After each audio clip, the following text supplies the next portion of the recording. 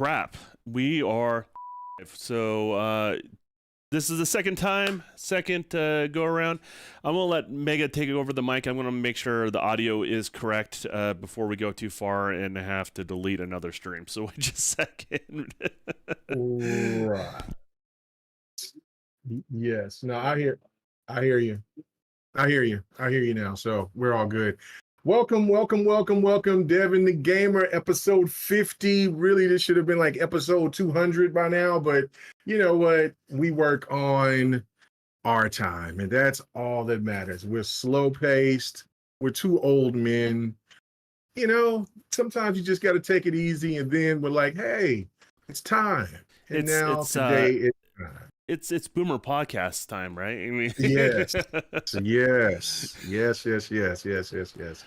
anyway, man, what's going on with you, Don, man? It's been a minute. Yeah. Adulting, we was planning to do special things, try to get some guests on, but I had some adult stuff to do. You had some adult stuff to do, but anyway, we're here so we can work it out. We'll definitely have an episode 51 and episode 52. So we'll work on that in the future. But man, yeah, good to see you. Good to talk to you, man. And I like the new layout. It's nice. It's crispy.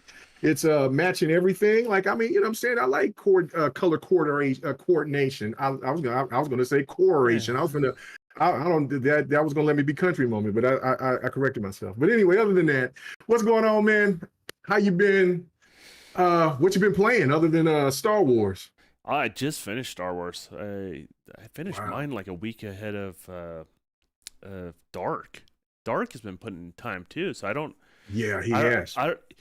It's one of those games that I put in time and I just didn't know where it went. Like literally, it was that type of game where I just finally got lost into something, in like not looking at all the technical things, nothing like just which is hard for me because of my background. And so just get into a game and it was a good story. I enjoyed it. I can't wait till they do a third one. I don't see them doing one past the third one with this group of characters. But this may be the last one. I don't know with this group of characters. We'll see how it all kind of really goes. It was my most anticipated game until I got caught up playing Redfall, and then before that was playing Forspoken. And man, I was like, okay, well, I'm gonna play me some Star Wars, see if I got a little time. Because right now I had to put Hogwarts Legacy on the back burner. And man, next thing you know, here Street Fighter drops. It came earlier than I thought, and because I got the Ultimate Edition, and I was thinking that I was going to get my Diablo at that day, but I didn't, and I was wondering where my code was. I hit Xbox. I got it through CD Keys, and then I hit up CD Keys, and I was like, "Hey, I don't have my code yet." "Oh yeah, we're kind of behind on it." And I'm like, "Oh man, okay, well, cool." And then so I was kind of like, "Well, let me go ahead and try to finish Forspoken." Then I look and I said, "Man, let me try Street Fighter," because there was an update that popped up on the first. And I was like, no way. And sure enough, Street Fighter was ready to rock and roll. And so that's been it. That's been it. You know what? Listen, Crunch, I don't want to hear anything about Crunch. As much as me and other people has been playing Diablo or Street Fighter 6 right now, man, listen. Nobody's cared about our well-being on that, man. We're just having a good time playing these games, man. Yeah, no, that's fair enough. Crunch is something we can talk about because I just feel like that's always misrepresented in the industry as a whole. I think people try to compare it to other people that are doing a lot of overtime, and it's just not in the same. That's not in the same. Right. Same, like, and all shout out to anyone that works like hard labor jobs and they work overtime. Like that shit is rough. That is as somebody that is become a complete desk jockey. What people do as far as hard work, like hard labor work and work that overtime. my respect always goes out to those people because Oh yeah. they're Oh doing yeah. real work. Yeah. I'm No doubt. I'm doing fun work. I've been privileged enough to really just play as an adult and somehow get paid for it. As I retroactively, like, I got paid to work on bikes, got Mhm. paid to ride bikes for a living, and now I'm full time game developer. Like all I do is play. Like I'm a child that just Heck didn't yeah. grow up, man. That's all it is. That's So all that matters, man. yeah, That's all for that matters. sure. But oh man, we got Yobi in the chat. I, Yobi! What's up with you, brother? What's up? What's up? What's up, man? Yeah, no, sorry, bro. It was like I said in the beginning, man. We got caught up doing some adult stuff, man. Me moving, Don working extra, and then me setting up everything. Also, me doing some other stuff. Oh, and matter of fact, Don, you didn't know this, but just Saturday, and I'm finally recovering of it. I did my first 5K in I don't know how many years. We're talking about many moons. But I did it Saturday, and I did it. I finished it. I finished that you, puppy, man. I did it. you know, if you put a 4K TV and a 1080p together, it doesn't count as 5K. You know that, right? You caught me. You caught me. No, No, no, so yeah, did yeah, you walk yeah. 5K or did you get a No. little trot going? Oh, no. There was no trident. My doctors is like, no. You don't get back surgery and then you start trident after 6 months. No. You take it easy. You keep doing what you're doing. But they were actually skeptical of me even doing it. And then my physical therapist was the one that talked them into saying, like, look, I think he's ready. He's Okay, progressed quite a good. bit. And so I was like, all right. And so my cousin, she came and to show support. And so yeah, she was like, "Oh, I'm gonna walk with you, baby cousin. It's gonna be all right." And she came up there with her homegirl, and I'm Nice. like, "All right, she's gonna walk with me." Nah, you know, you know how competitive that I am. It runs in the family. She started running. She ran the whole thing, but she came back and walked back with me from where I was at, which wasn't that far. I was almost done by the time she came back and caught up and walked back with me. But yeah, That's no, no she ran different the than whole when I way. go mountain biking with somebody that's obviously not as experienced, right? Like I'll Right, go right, right. buzzing down up the trail and then go back and come, and do back and forth, make sure they're okay and all that sort of stuff because you want to make sure people do it at their own pace because that's Yeah, how people hate you if you try to right, kill them on any activity like that. No, I'm right. Well, and she's been doing um these runs and walks for about 3 years now. So she just came from Vegas, I believe it was like 6-7 months ago. So yeah, so this is her thing. So like she was really excited that I am starting to try to get into this in myself. So I was like, all right, yeah, let's just try it out. So no, but but all yeah, serious, as much as I want to clown you, because yes. here's the thing: King Mega's getting skinny enough that I can start fat shaming him. Like that's my goal. Like I want King Mega to get healthy enough so when I can start fat shaming him, Oh he just gets that extra man. motivation, but he doesn't get pissed, right? So No, like, no. No, I've been had to, I mean, ever since, I mean, it is what it is. I can take fat jokes. It's no big deal. I mean, it's, you just don't understand the people that I've hung around. So it's not like it's been, so like when I see some of these YouTubers that talk about my weight or things like that, like the K Mega Fold 5 pounds and stuff like that, let them say whatever they want to. That don't bother me. Trust me. I've heard 10 times worse just going out and hanging out at the club with homeboys and just playing ball and stuff like that. So yeah, no, it is what it is. So you no, can shame me all you want to, but but but thank you seriously, for the compliment. I really do seriously, thank you for the graduation. compliment. Like, 'cause I know that's a tough thing. Coming back Yeah, from, it's not losing weight, but it's losing weight, getting in a mental game, and then yeah, being in a mental place that you can do something active like that, but hmm not be able to hold yourself back enough to not get yourself in a bad spot. Like that's Right. a tough thing to negotiate, and I don't think a lot of people realize that unless they've come back from something that's really serious. It Right. really is. Right. It really is tough in regards to that, and it's not something you can rush as much as if you're like one of those people who are motivated. You have that mindset once it kind of clicks. It's hard to hold yourself back, and I know once you kind of get motivated, you want to just go for it. So, Right. congratulations Right. on Right. doing that. Congratulations Yeah. making Devin the Gamer part of GRG Productions. You see that on the upper left hand Yeah. corner. I So see that. I uh, see that. Look at that. Look at that. That's awesome. I'll send you the I. logo.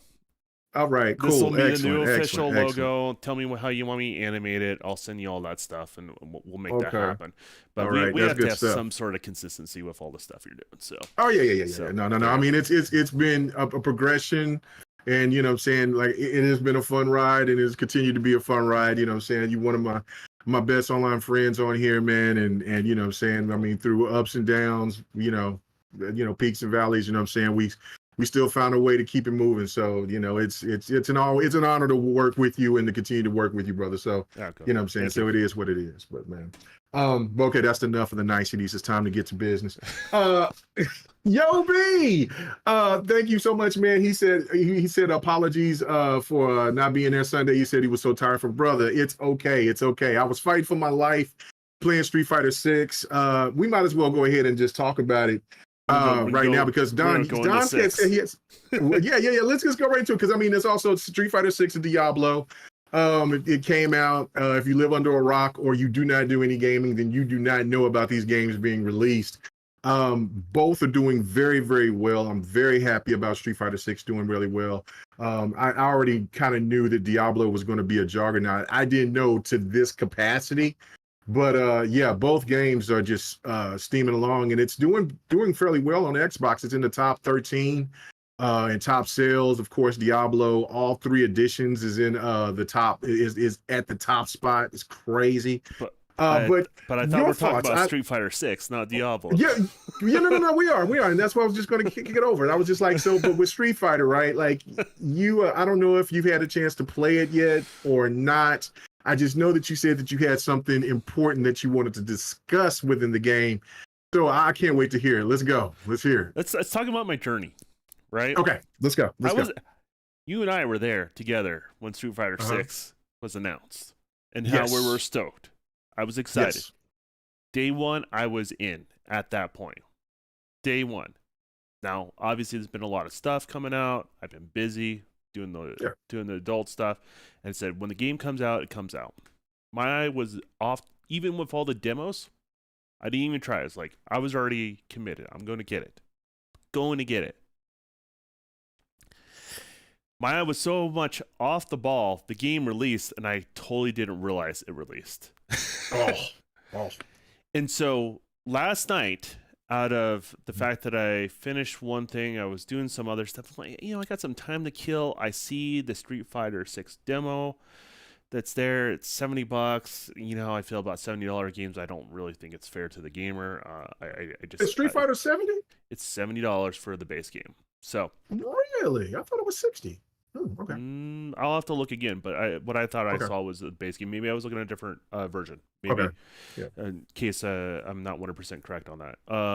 So, but I did see $70, so that was somewhat deterrent because of how I felt about that. And so, but I'm like, there's a demo. I'll try the demo. I'll give it a shot, right? And I go through the process of like they have the 3 different things you can click on. One's like a story thing in the middle on the demo. Then at the left-hand side is like to build your own character story line, and I don't know if they allow you to play the normal arcade mode on the demo. Not on that demo, not the one with the story. Yeah. Okay. So my only experience was the story one. Okay. It drove me nuts, and I, for the longest time, you and I have had this talk about Japanese anime, how like I've kind of fallen out of love for it, and I don't. It's been hard for me to kind of realize like what is it, right? Because certain art styles are just on the point, very unique, sharp, clean. There's a lot of things I like about Japanese anime, right? But for some reason, I'm falling out of love with, and it's it's their storytelling. It drives me nuts. You can cut about 70% of the content out there and still get the same point across. Like, it is the most obese storytelling I have ever experienced. Wow. And I get, like, there's, like, you have to set things up and all that sort of, but it's just not interesting. Like, and the thing is weird because, like, I'll compliment Japanese, like, you know, entertainment, right? In the sense that, like, they always go the over top. They have these really cool overarching ideas, you know, bigger than life type stuff they try to represent, and they do that stuff so well. And they may have some artsy thing tied to it, and that's fine. Like, that's okay. You know, some of that stuff is hidden, some is going to be missed. But it's the length of how they do the storytelling is just drugged out, and I just don't have the attention span for it. You know, like, I just don't. So I did the character, and I'm like, even the character creation, I'm like, this is taking too long, and I know this is just a demo, right? So I'll take more time on my own personal character later, right? If I get the game, right? But right now, I just want to get it started, and it just kind of, it was tutorial. Can I just play a fight? Like, I've done Street Fighter 4. I know stuff might be different. I'll figure it out, but just let me in. Like, let me throw a couple fists around and stuff like that, right? And I'm like, what is this? It doesn't feel or play like what I think Street Fighter is, and so the first impression was not good. Once getting hands on because of that, and I'm gonna give it a little bit more time. In all fairness, I realize I was late at night. I'm a grumpy old man. Like, there could be some shit going on my end, right? But if it's not that, then I really want to go. What, you know, and you had more to add to it because obviously there's more to the Street Fighter experience than what I've experienced so far. But sell me on it because, man, my heart's broken. It legitimately is broken right now. Well. First off, it is $60 for the regular version, and for the deluxe is $85. It's $84.99, and for the ultimate edition, it's $105. It's $104.99. So it is $60. It is $60. I was like, I would have sworn it was $60. Yeah, huh? That's on console. Yeah. Okay, cool. Because I got both games on Xbox. And I'll get the PC version of Street Fighter later on sale. But okay, so the things to sell you. Okay, so now I know exactly what you're talking about somebody a traditional Street Fighter fan. It's loved them all to this point. So I want to put that premise out there for you. So okay, no. I mean, but there's definitely a big difference when you go in and this battle hub thing that it's called. It's a different added element to the game, which I enjoy for the fact that it's adding more content to already to a beloved franchise, right? And to a legacy franchise. But it's optional because Street Fighter 6 has so much content, bro. Like, I can't even explain to you everything that the game has. It has a traditional arcade mode, and see, that's what it had, like about 3 or 4 demos or betas. What is that mode? Or so that part of the game, which is obviously just call it a mode, right? Let's call it that. Yeah, I'm right? gonna go to it right now. Let you know exactly. But I mean, that's more of a side piece. That's not the main meat and potatoes of the game, right? No. The main and potatoes is like Street Fighter 4, Street Fighter 5. You know, that is an added set piece. And what's the cool thing about it is that you progress your avatar, and you collect moves from the people that you fight against within the game. And then there will be and so you can have your avatar fight against other avatars in the battle hub. And I'm pretty sure that they'll add more cool things within because it's one of those things where you got your character and you build them up as you wish. You know, you can make them look as goofy as you want to or as serious as you want to. And then, they got plenty of well, not I think now because the game is officially released, I think that because I haven't played it since the other day, since Sunday. That I'm pretty sure that they added more costumes and stuff in there. But you just go through the game, progress through that mode, and then that's only just for your avatar, and it's this different deep, game that you can just do whatever within that character that you have, and then meet guest appearance characters, other things like that, right? And you have some kind of rivalry with another student that's under Luke. So, Yeah, and I know noticed. exactly what you're talking about. Yeah, like it was. Part. Yeah, I mean that is one thing about Japanese games. There's no question. They get really long-winded when it comes to tutorials and trying to set up a story piece. And if you're and listen, you just got finished playing Star Wars, right? Like totally different type of story. It was fast set pieces. pace. It was solid. It was back to back. Right. So, but as a traditional Street Fighter fan, you're not going to be disappointed. Is what you're saying? No, because right here I'm looking at it right now. All right, so World Tour is basically is going to be what is your created character, I believe. Let me go check it out. Okay, as you no, that's about, well, hold on, let me look. I don't know, because I haven't even hit this yet. Let me look. I'm looking at it right now because I've been playing through just the Battle Hub and through the other mode, which is open, and it has like different, like, this is where you can do tag mode. Like you can, like, let's say me and you wanted to go against another group of people, and they got 2 players, and we can do a tag mode, kind of like how in King of the Fighters, where if you go first, I go first, whatever, and you fight. If you beat the first person, then you fight the next person, have so much energy, and then if you lose, then I can go ahead and I can finish up, or vice versa. It can play up to 3 different players at one time. So up together it's 6 players. It's 3v3. That's a cool aspect. There's another thing to it as well, where if you want to have like different type of things going on within the map, where let's say, okay, this one in the beta, it's a bull that kind of runs back and forth, and you got to try to avoid the bull while you're fighting your opponent at the same time. And so like there's different stages that have different type of elements that's in there. Plus it's got the old traditional stuff of, breaking down a vehicle, a car, stuff like that. I haven't got that far in that. I've been mostly just fighting against people. But that's okay. So that's what this World Tour is. The World Tour is the avatar, that single player thing that you played that you said that you wasn't a fan of. Yeah. Battle Hub is where you go, and it's really a cool setting because Sunday night there was somebody that had almost 100 win streak, right? And just think about like when you was at the arcade, and when people set their quarter, and then everybody was standing around that arcade because they wanted to get ready to play, but they're also watching the fight.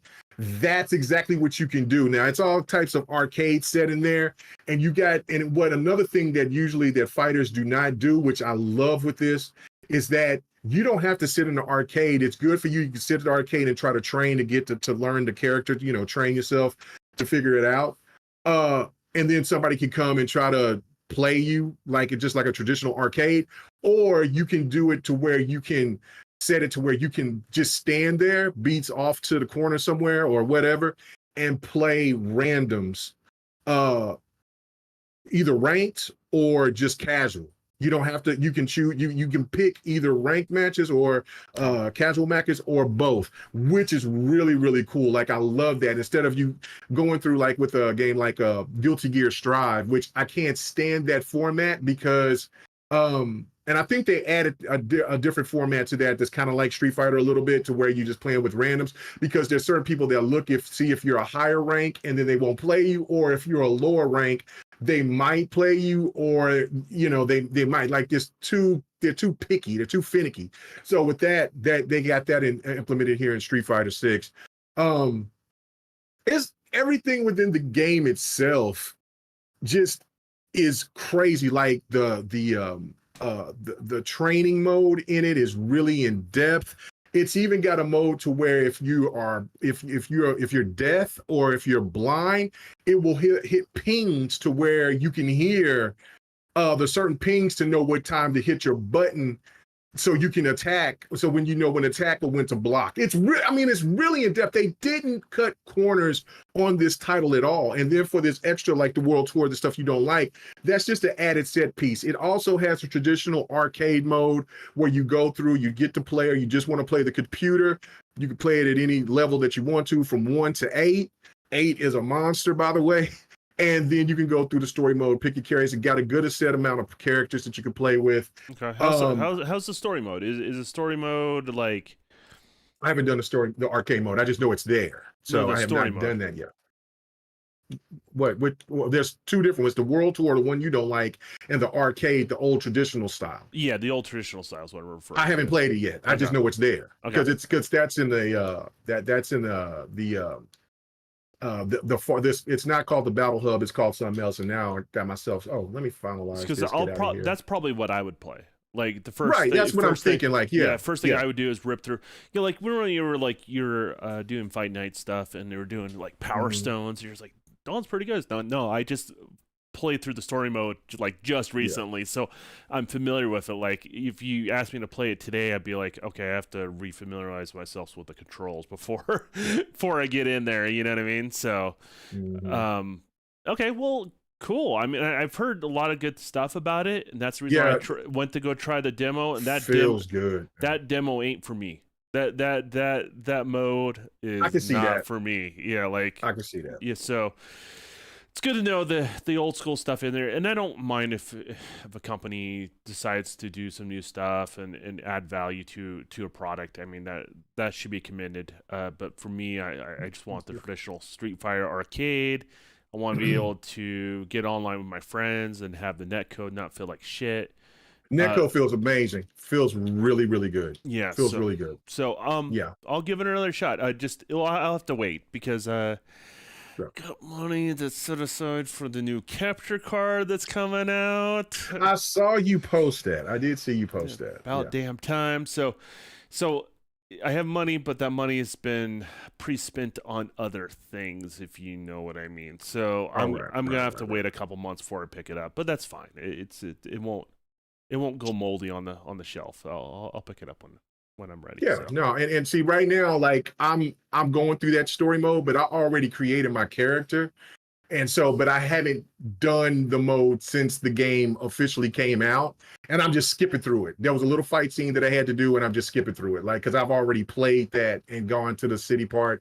Now, it is some cool things within the game in this world tour mode where you can just kind of run to random NPCs, and it can be just somebody that like a overweight lady that's drinking a soda or something, and you can just go in and challenge her, and then you're fighting her. It's really funny. You could slap a soda out of her hand and start a fight. Well, I don't know if you're not slapping a soda out of her hand. She might throw it down. I mean, there was one time there was this old guy.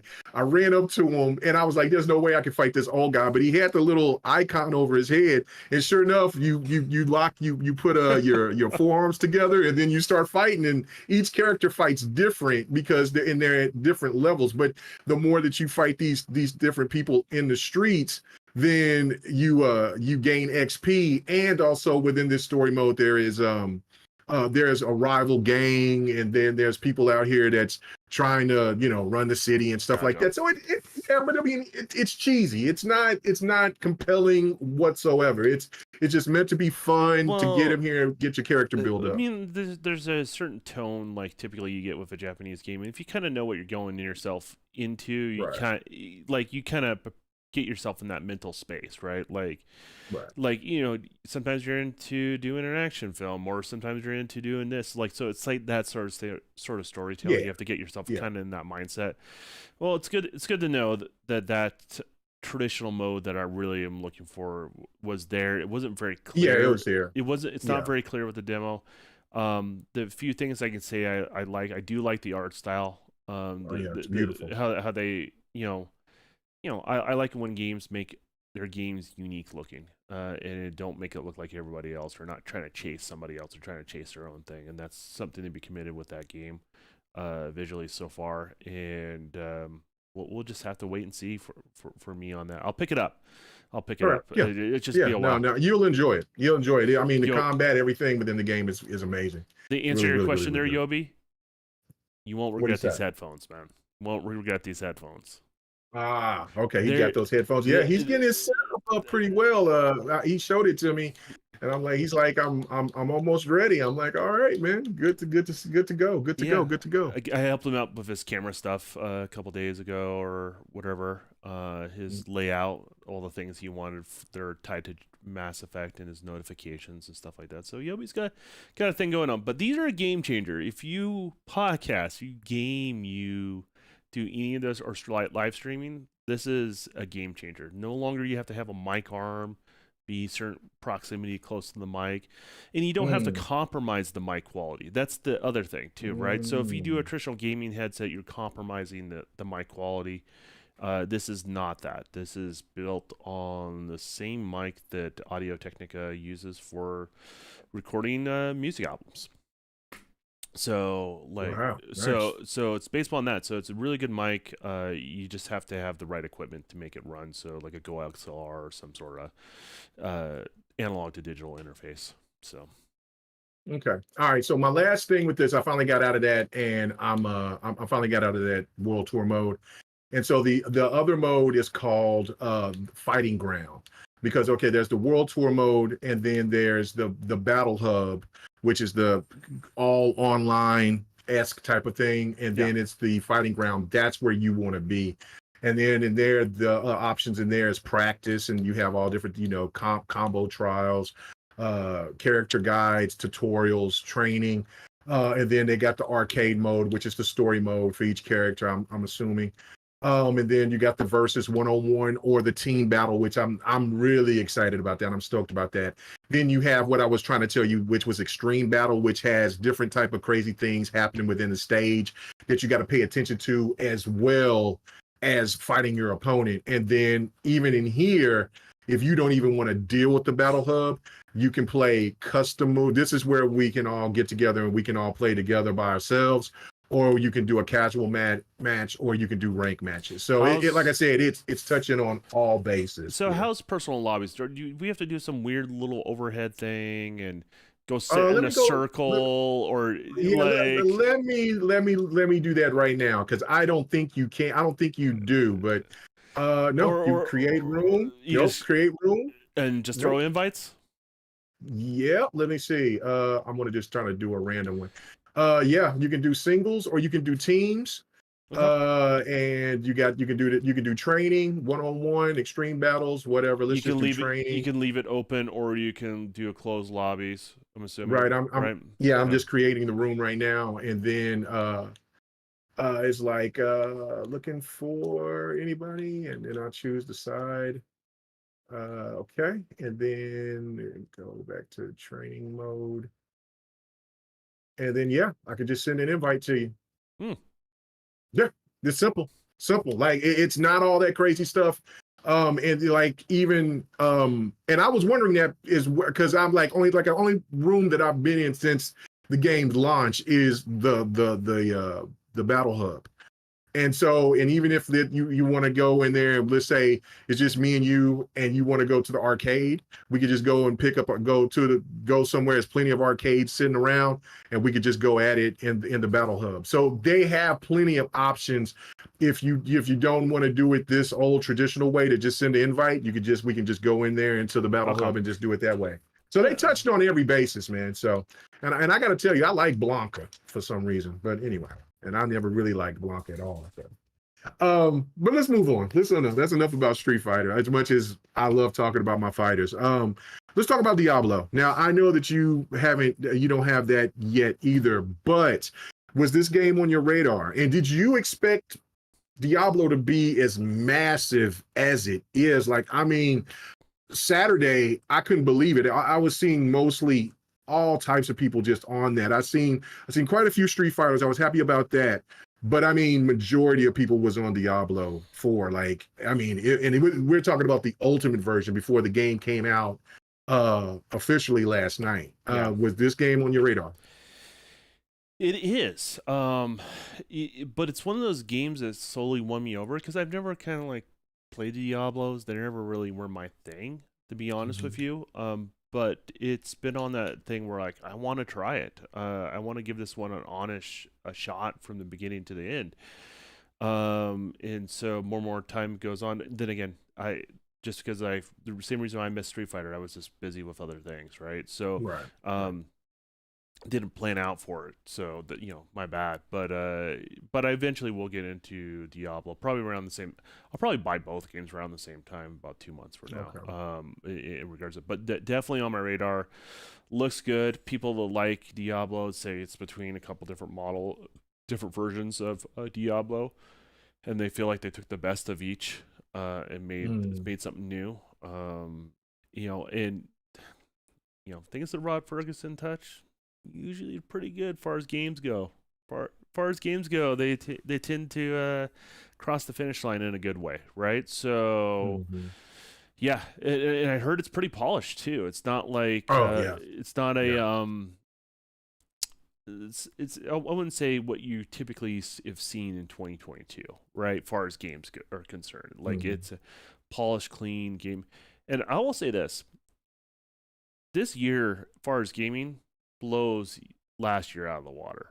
Oh, by far. And we Yes. haven't even started Yes. yet. Like, No. yeah, No. and that's just with like just the high profile titles, what people have been saying. And you know what? It's nice to see gamers actually enjoy something, right? Because you see a lot of negativity out there, but Yes. when you provide a product that gamers are falling in love with, they will provide the same amount of energy towards that if you capture them, right? And so Mhm. it's nice to see some positive out there, especially after all the negative stuff from the PlayStation thing. You and I Oh watched yeah. that together, and I didn't have nearly the same reaction that everyone else did.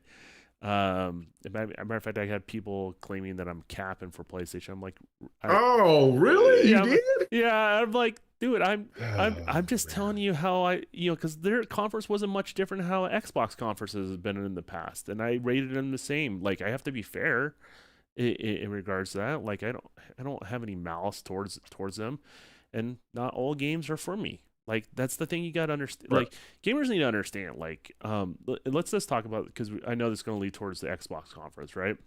Mm-hmm. Um, Going forward, guys, as gamers, all these conferences are going to have games that you don't care about.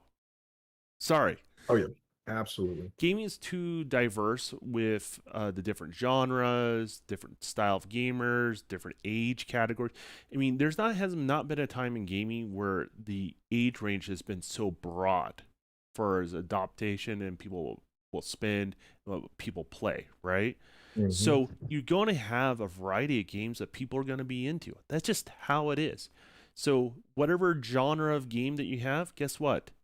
It's going to be mixed in with everything else because those games sell. There's an audience for it. So like this whole like there has to be from. I just want to have my exclusives, and that's the only thing that's showed. Those times are over with, right? Yeah. Uh, Oh and yeah. Yeah. then the other thing is people also like Sony told everyone this was coming, right? They told it before the PS5 was coming. They told They investors did. there's going to be the low point in their games, but the intention is to build something else that's going to be greater than what they had before. And you're seeing that, and then you start seeing them talk about games as a service and stuff like that. That's all part of Mhm. the strategy. So when people are upset or cheerleading, like, look, Sony has told you this is what they're going to do, right? This is obviously where the industry is going, like it or not, because Xbox has done the same thing, right? Mhm. Like, so this is what's going to happen, man. I hate to tell people that in regards to is there some things they could have refined, could have done a little bit better.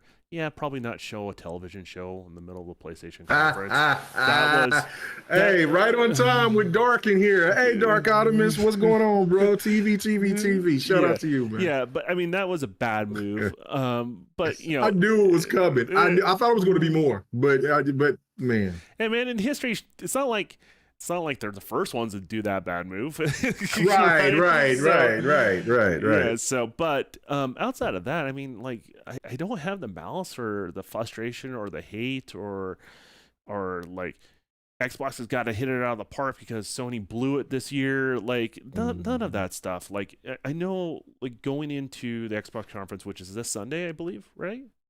Yeah, Okay, Sunday. which I'm going to do a live reaction on, and and I tend to have like kind of like a face that someone's taken too many painkillers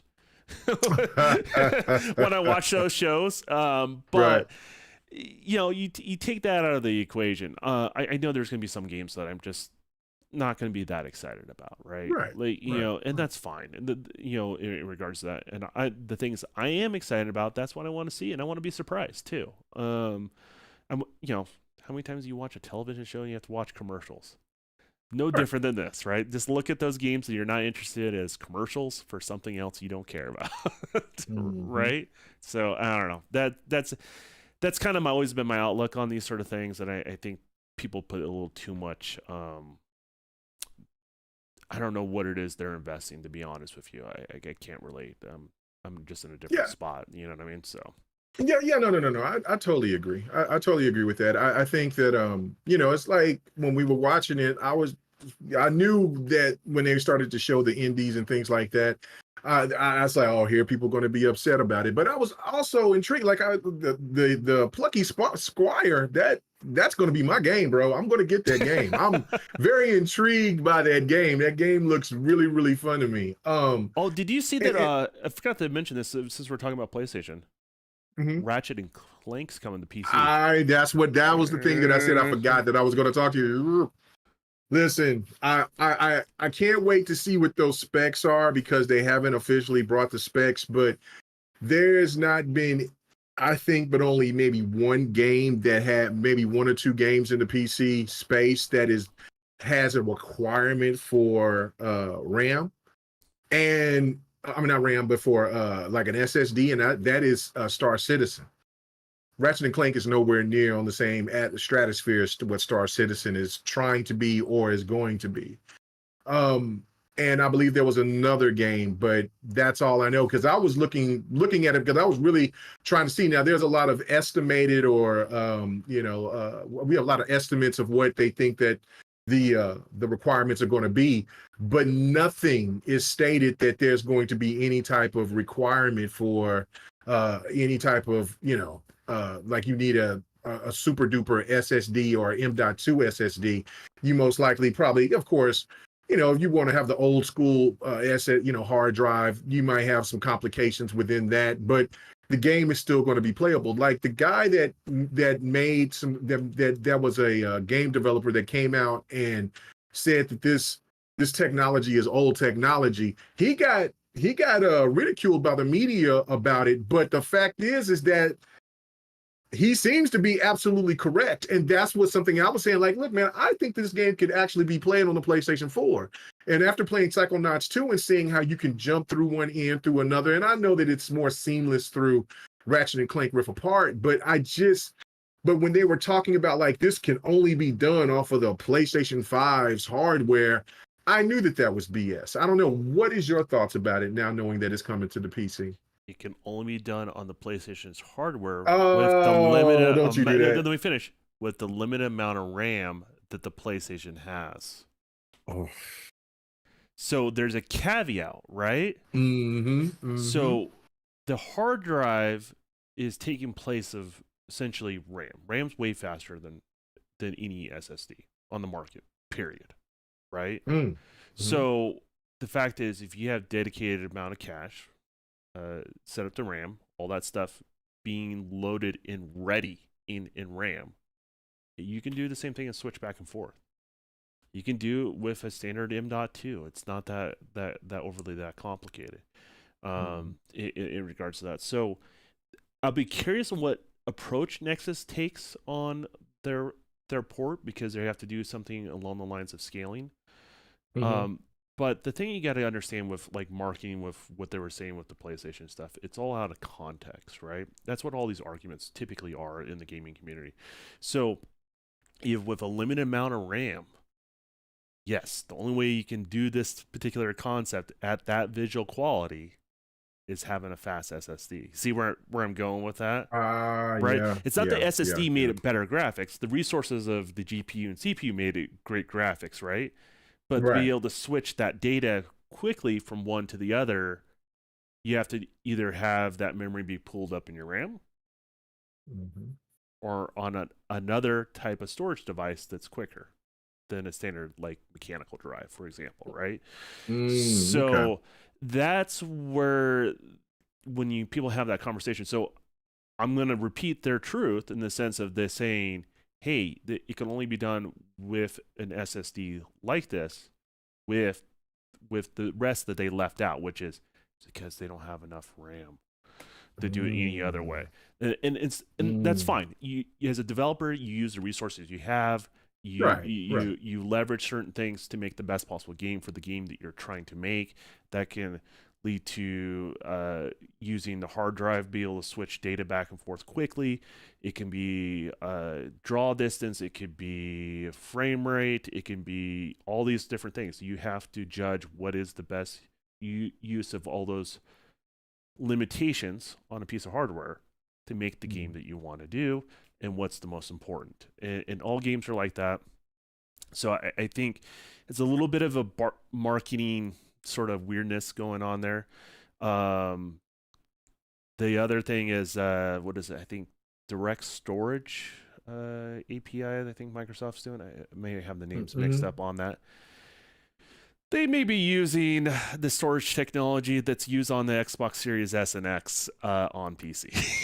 Oh so no. so let the fanboys argue on that sort of stuff. It's just an Right. implication of technology in regards to that. It's not something that really makes PlayStation in a league of its own this generation or anything like that, or even Xbox, because PlayStation's got a solution as well.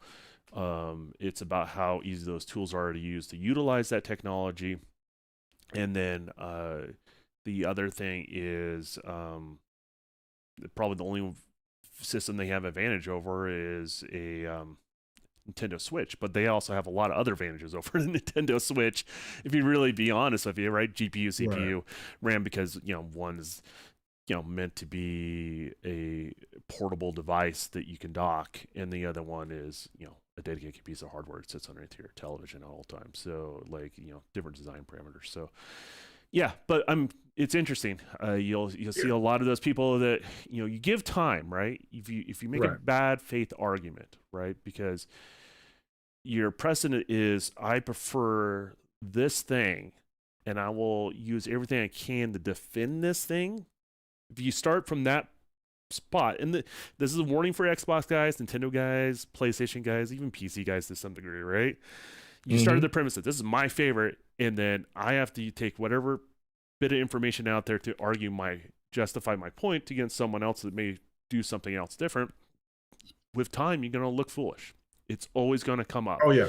right? Oh yeah. Like the truth will Oh come yeah. out over time, and that's the harsh reality. So you'll see me like not hop on board of things that are trending in the game industry or in the gaming community, I should say, right? Gamers, Mm-hmm. because I know the truth, and I may have to tell someone the uncomfortable truth, and they get pissed off at me.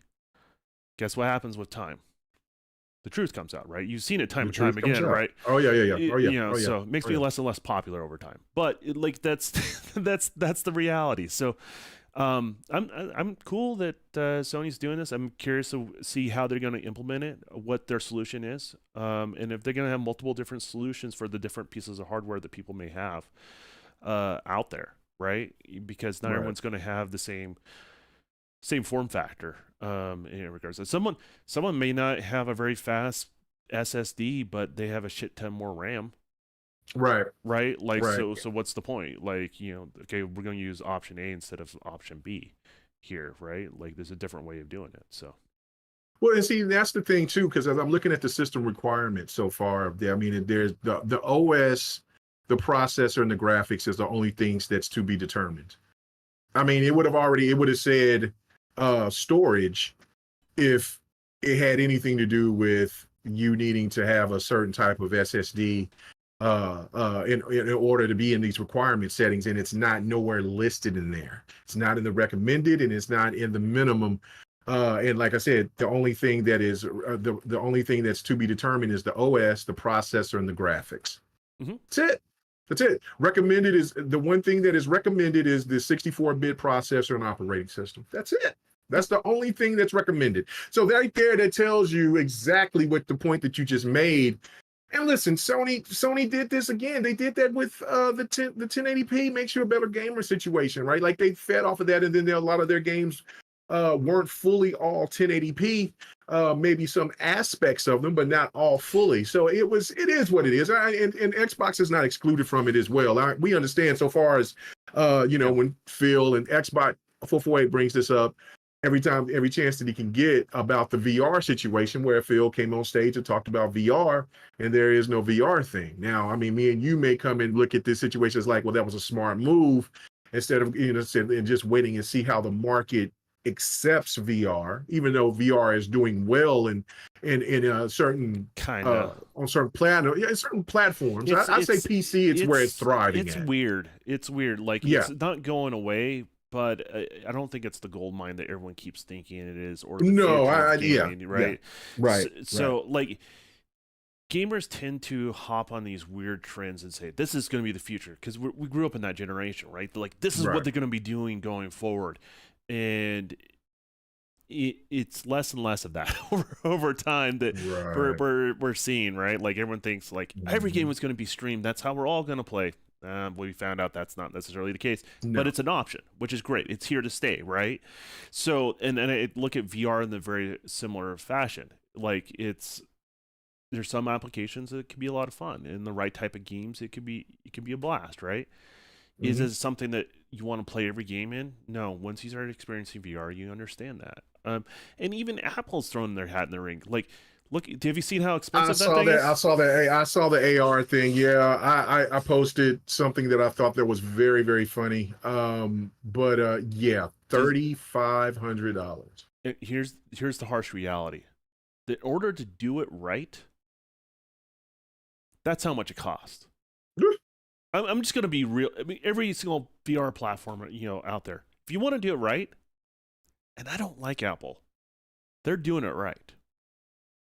It looks impressive. There's no question. You got to move. Looks very impressive. You got to remove the cable. The cable's unless you're sitting down in a seat and you're in a cockpit of a plane, or if you are, you're like in a cockpit of a car sort of thing doing VR. Mm-hmm. You got to remove the cable. It's got to be mandatory because like that's a barrier of entry, right? The other thing is that it has to have an AR capability because you have to see the limits of your environment. That has to happen to some degree, no matter what you do, because next thing you know, you're going to have shoebox holes in your sheetrock everywhere where you run into the wall, right? Like, and so that's another thing that has to be done there, right? And you have to have a fast enough processor that the latency is really, really low, and it's high refresh rate. And then what people don't understand is how high the resolution the screen is on that.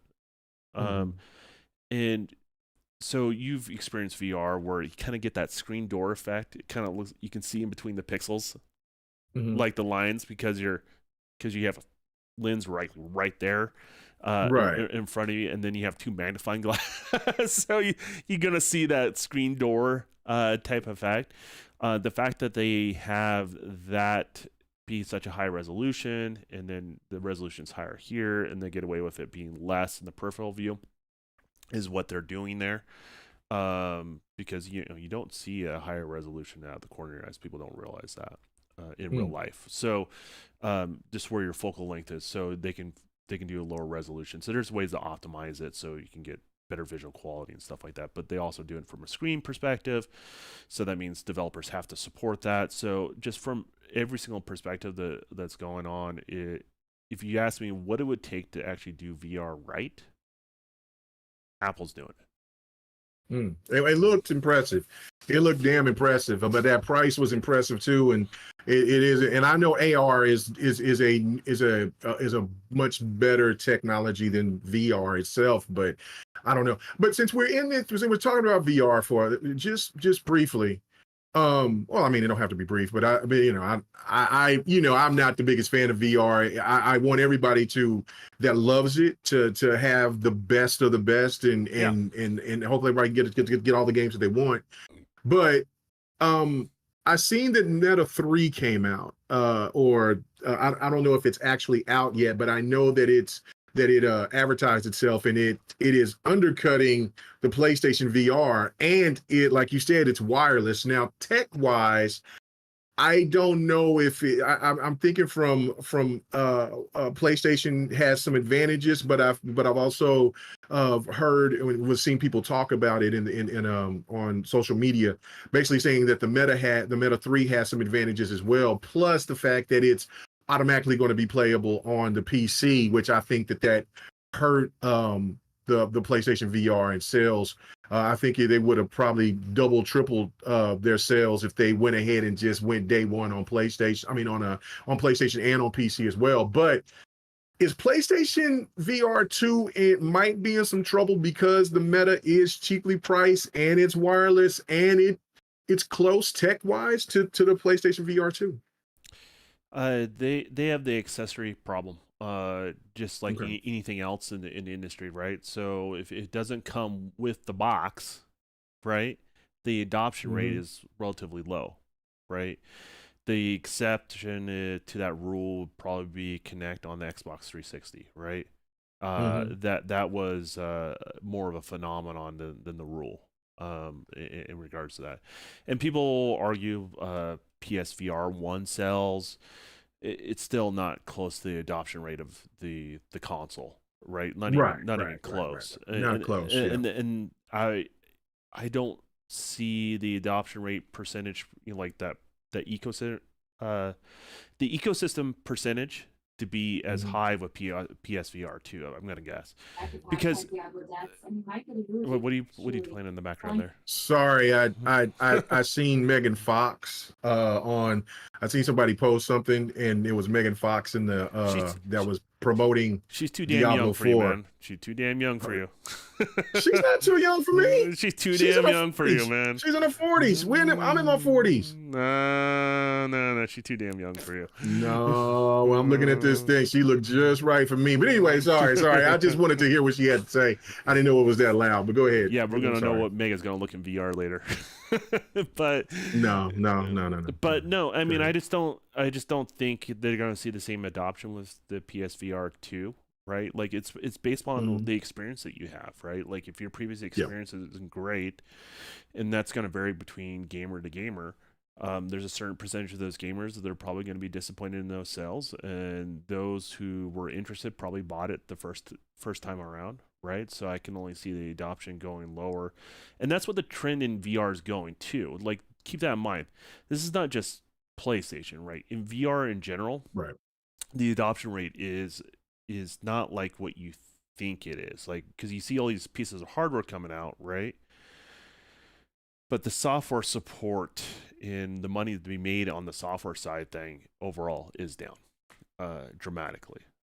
Really? Really? Yeah. In full disclosure, I was a partner of a VR company, and I sold my shares. Mm. So I say this in full disclosure. I don't see VR being the future, and I put my money where my mouth was in regards, and I hedge my bets somewhere else. And maybe I'll be wrong, but the numbers I kept seeing were that the case, and I'm pretty sure that's what Phil saw early on, and I Right. think that's the reason why you don't see them support it. I think there's a mind share out there where they think if that it will grow, like this promise that it will grow, it will become more dominant than we anticipated, and there's this like arms race to be the dominant one in that space. Does that make sense? Because you want to be the Right. dominant one in that space, and that's what you're seeing going on there. But the reality is, the VR space you're closed off. AR, you can be closed off or not, right? Like that's the advantage AR has. Because basically you just put a black shade over the edge of the display. That's how a lot of them are on these AR type displays. And that next thing you know, you're in VR, the whole world shut out off to you. You know what I mean? Yeah, Or you can have it be pass through. So, and that's creates interesting things like augmented reality. Imagine playing that Hollow Chess game like in Star yeah, Wars. Remember no, in Star Wars? yeah, You can literally look at it. You know, think about it. Like with that, you can literally have in an AR situation, you can be in your living room. You can have Chewbacca sitting across from you, and you can play playing that Hollow Chess game with the pieces that move and they look like actual holograms, like in front of you, right? You can look around the screen, you know, the area, and then you can be playing with Chewbacca, like stuff like that. You could do right with AR that you just can't do in the same way as VR because it'll be like in your living room, it's like sitting in your damn chair. He's sitting in your Barca launcher, you know what I mean? So you can do stuff like that if you really wanted to. So. Yeah, no, it looked amazing. Like I said, I would be really interested in wanting to try, AR, but for $3,500 is not going to happen. I mean, I could find myself doing a lot other things than sitting and putting on a peripheral on my head that I'm not going to have on my head all the time. And that's the whole reason why I can't get into VR like that now, even though the tech is getting better, the games are starting to look better. There's been a couple of games that I've mentioned and talked about that I would actually play.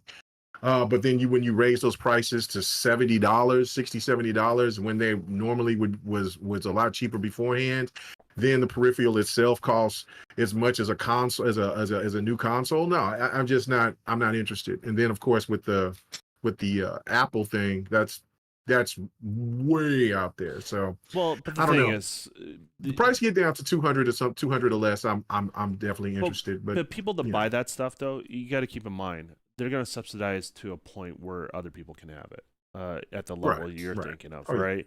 And so when it becomes at that point, right, you get everything you get in the Apple device. Like I will say this: here's the future. If you get everything you can get in the Apple device at a reasonable peripheral price, that's when you'll see a next inflation. Still don't think it's the future of gaming, but you'll see more people adopt it because the experience is a grade A experience and not just kind of this experiences with compromise sort of thing is the best way I would describe it. Yeah, no, it is definitely it's intriguing. I mean, because like I said, I don't want VR to go away. I'm very happy about it, but it looks like, honestly, and this is what's crazy to me, I see the handheld market thriving more than VR. Yeah. I mean, I'm looking at, Lister was talking to Game Down Sites the other night, and he was basically really excited about The Rock. And I'm like, what is that? Like, and then when I looked it up, and it was telling me about the new handheld that's out there, but that thing was like with the version he's getting is like $700+. I'm like, really? But all the things that they can do, and of course, the Steam Deck and then just of course, people will consider the Switch as a handheld, but really it's a hybrid type of thing. Mm-hmm. And then Sony getting involved by doing their cloud version. I think they would have been just better off doing another handheld. And then Xbox, we'll see if they are going to throw their hat in the ring in some way, as some capacity, or just kind of. They already have. Well, like with the cloud thing, by putting everything on the cloud. Yeah, no, that's what I was going to say. Or is it basically they just want to put their cloud stamp on these handhelds instead of them going to spend the money and making one of their own? I think their view is for portable use, cloud is good enough. Yeah. Right. Because here's the thing: when you're portable, everything is a compromise in one way or another, right? So is it latency is a compromise? Yeah. Is resolution a compromise? Yeah. But when you have a screen the size of this, right? Right. And realistically, this is not much, like put in perspective, right? You look at the PlayStation streaming thing. It's not much different than this size right here, these two items together, right? So realistically, that's all someone needs is a traditional controller feel in that. And when you're playing something portable, you're compromising. Like you're okay with it. Like that's the harsh reality. You're okay with it.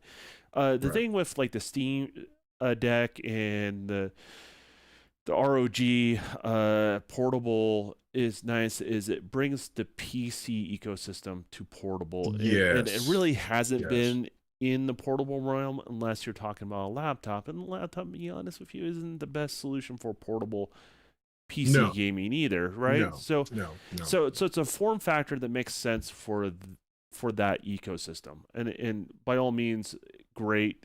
Then again, you're going to compromise the overall horsepower, which is fine because it's a portable system, right? You're going to compromise all these different things, but you can do some stuff locally, and then you maybe improve the latency a little bit. But then again, what's the market for that? Like, is the market, does it matter on the latency? Because now you have even Sony saying, you know what? Most people are not portable out in the middle of nowhere. Most of the time, they're playing their portable at home, right? Yeah. Like that's what they're placing the bet on, and like they may be right or wrong, but that's what they're placing their bet on. Right. And so they're saying, hey, you're going to have to stream. Pricing is the key. Pricing is the key with that thing. Yeah, but they have to keep the price down, right? Because they don't have to have as powerful. Will they? Well, will they? You're talking about margin. That's different. But but overall, the price to produce that product is going to be substantially lower than you owning a cell phone, right? Then there's a perceived price with your cell phone, right? The perceived price is it's free, right? Because you pay with your phone bill. But it comes at a cost. So yeah, it's just one of those sort of things. Like consumers are gonna consume portable content differently from one another. For me, like, and I've never been big on the streaming aspect of things. I'm great. I think it's great for gamers, but I think from a portable perspective, it makes sense to me. Like I would game in that situation. Like I wouldn't do it very often. Like because I'm not very much a portable gamer. So like I'll same. Yeah. I'm flying a lot recently, which it's losing its fun. I will say that. And with those flights, you have to show up at the airport pretty early. There's nothing to do. Like my wife's all, I'll talk to you when you get home. I'm making you dinner. Right, like that sort of thing. So I'm like, well, shit, I got a couple hours to waste. I'm gonna do a little, stream a game. You know what I mean? No big deal. So in those sort of applications, that's when I would use it, and I don't care about the compromises at that point because I'm just glad I'm not bored. Right. And so, so yeah, I mean, I get it. So I think the two big platform providers are placing their bets on a streaming for portable use. I think Nintendo's going to still place their bets on local hardware to do their thing. I think that's the trend where they're going and where they've seen success. So I don't see them changing that because they don't also have the infrastructure for the streaming application. And then I see, these PC companies, if I can just make another, because you ever see like mini ITX board on you can run the highest end processor on a tiny little board, right? So you imagine like they can start playing with these form factors, with a processor from a laptop and make these different size form factors that they want to do. So, and then batteries are getting better all the time too. So that's part of it too. So, they're going to be able to go that route in regards to that. And who knows? Steam may start doing streaming solutions as well. Maybe you have a Stream Deck SL, right? That has no local processing; it's just streaming. You can see, I can see that, all that sort of stuff. So, the answer, I guess, to piggyback on what you're saying is yes, I do see a future in portable. And I don't think the future is going to be one size fits all. Right. Yeah. No, I could definitely see that. It just seems like that market is just bigger at this point. It just seems much more more lucrative than VR. Even though I don't, like I'm saying it for the third time, I don't want it to go away. I don't know. It's just like for what you were saying. Like I just don't. I think it's I think it has one more step to go before it's capped. But then after that, I think that it's, you know, I it think, has a glass yeah, ceiling. You're correct. yeah, You know, yeah. I mean, So, everything has got glass ceilings, right, to some degree. right. So Consoles, they definitely, we now, I think, officially kind of know that they have a ceiling. I don't think, like, I don't think that there's going to be a console that's going to, uh, and if it does, I don't think it's going to substantially outsell the PlayStation 2. Like, I think it may sell it for another, at the most, another million or two max. But I don't see any console going over a 200 million, PlayStation 2 is a threshold. weird Yeah, anomaly, right? Obviously, they were the market leader overall. Game right. sales, hardware sales. I want to make sure that's clear before the defense police comes out on that. But uh, Right, but the reality is the engagement wasn't nearly as high as the hardware sales right. percentage wise, right? So Mhm. what you're seeing now, I would say you're seeing a truer number to hardware sales to software sales than you ever have had before. Does that make sense? Mhm. Oh, yeah. And so I would make the argument last generation and this generation were more. I mean, even this generation is more successful than the PlayStation 2, Xbox One generation. Hmm. Gaming overall, just to be clear, I'm not trying to pick sides here, but gaming Right, overall, from a console perspective, I think it's tracking better than that because there's more games attached per hardware, there's more games people playing per hardware, and more people are engaged in the microtransactions. So the reason why you keep seeing the gaming profits keep going up is for that reason alone, and that shows the overall health of the industry more so than just hardware sales. We've been so caught up on hardware sales for years, and they're important. yeah. They're important, but they're not the end all be all.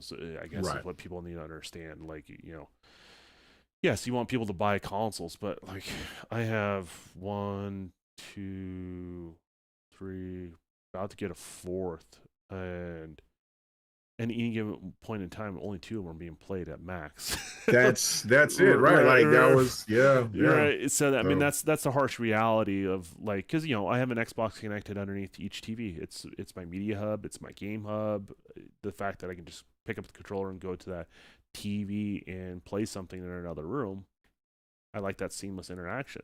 So I have multiple consoles, right? But it doesn't represent multiple people buying games. It's just myself and then my wife. I share it with my wife. You know what I mean? So right, right. Yeah, great. But Yobi's asking a question. He said, question for both of us. What if Microsoft, Sony, able to get their consoles in the future to the point that you can buy a console PC hybrid? Uh, will they be able to upgrade parts and etc.? I remember that was talked about last gen before the Xbox One X dropped. mm-hmm. And that was one of the rumors that was supposed to happen, was there was going to have parts that you can just go ahead and you can upgrade, It's and then the over time, like, they would put, they would upgrade the system through the software. you're talking But about the if you wanted to, forwards and backwards compatibility. That yeah, kind of yeah, triggered that sort of conversation. well, yeah, yeah. Well, basically, the console didn't have any type of backwards compatibility. It was just, you buy the console, right? And but the console had upgrades. Like, you can go buy upgradable parts. And That if you didn't want to buy those upgradable parts, then you could just keep the console as is. But these are for the people that, like us, who, if we're really into that console, whatever, then we would want to get the best of the best and what's available at that time. I don't know. I was all for it when I heard it back then. I don't know, Don. What do you think? we already have it. What's that? PlayStation, you can replace that with any other solid state drive within certain parameters. Well, that's just, that's where the that's a inventor. component.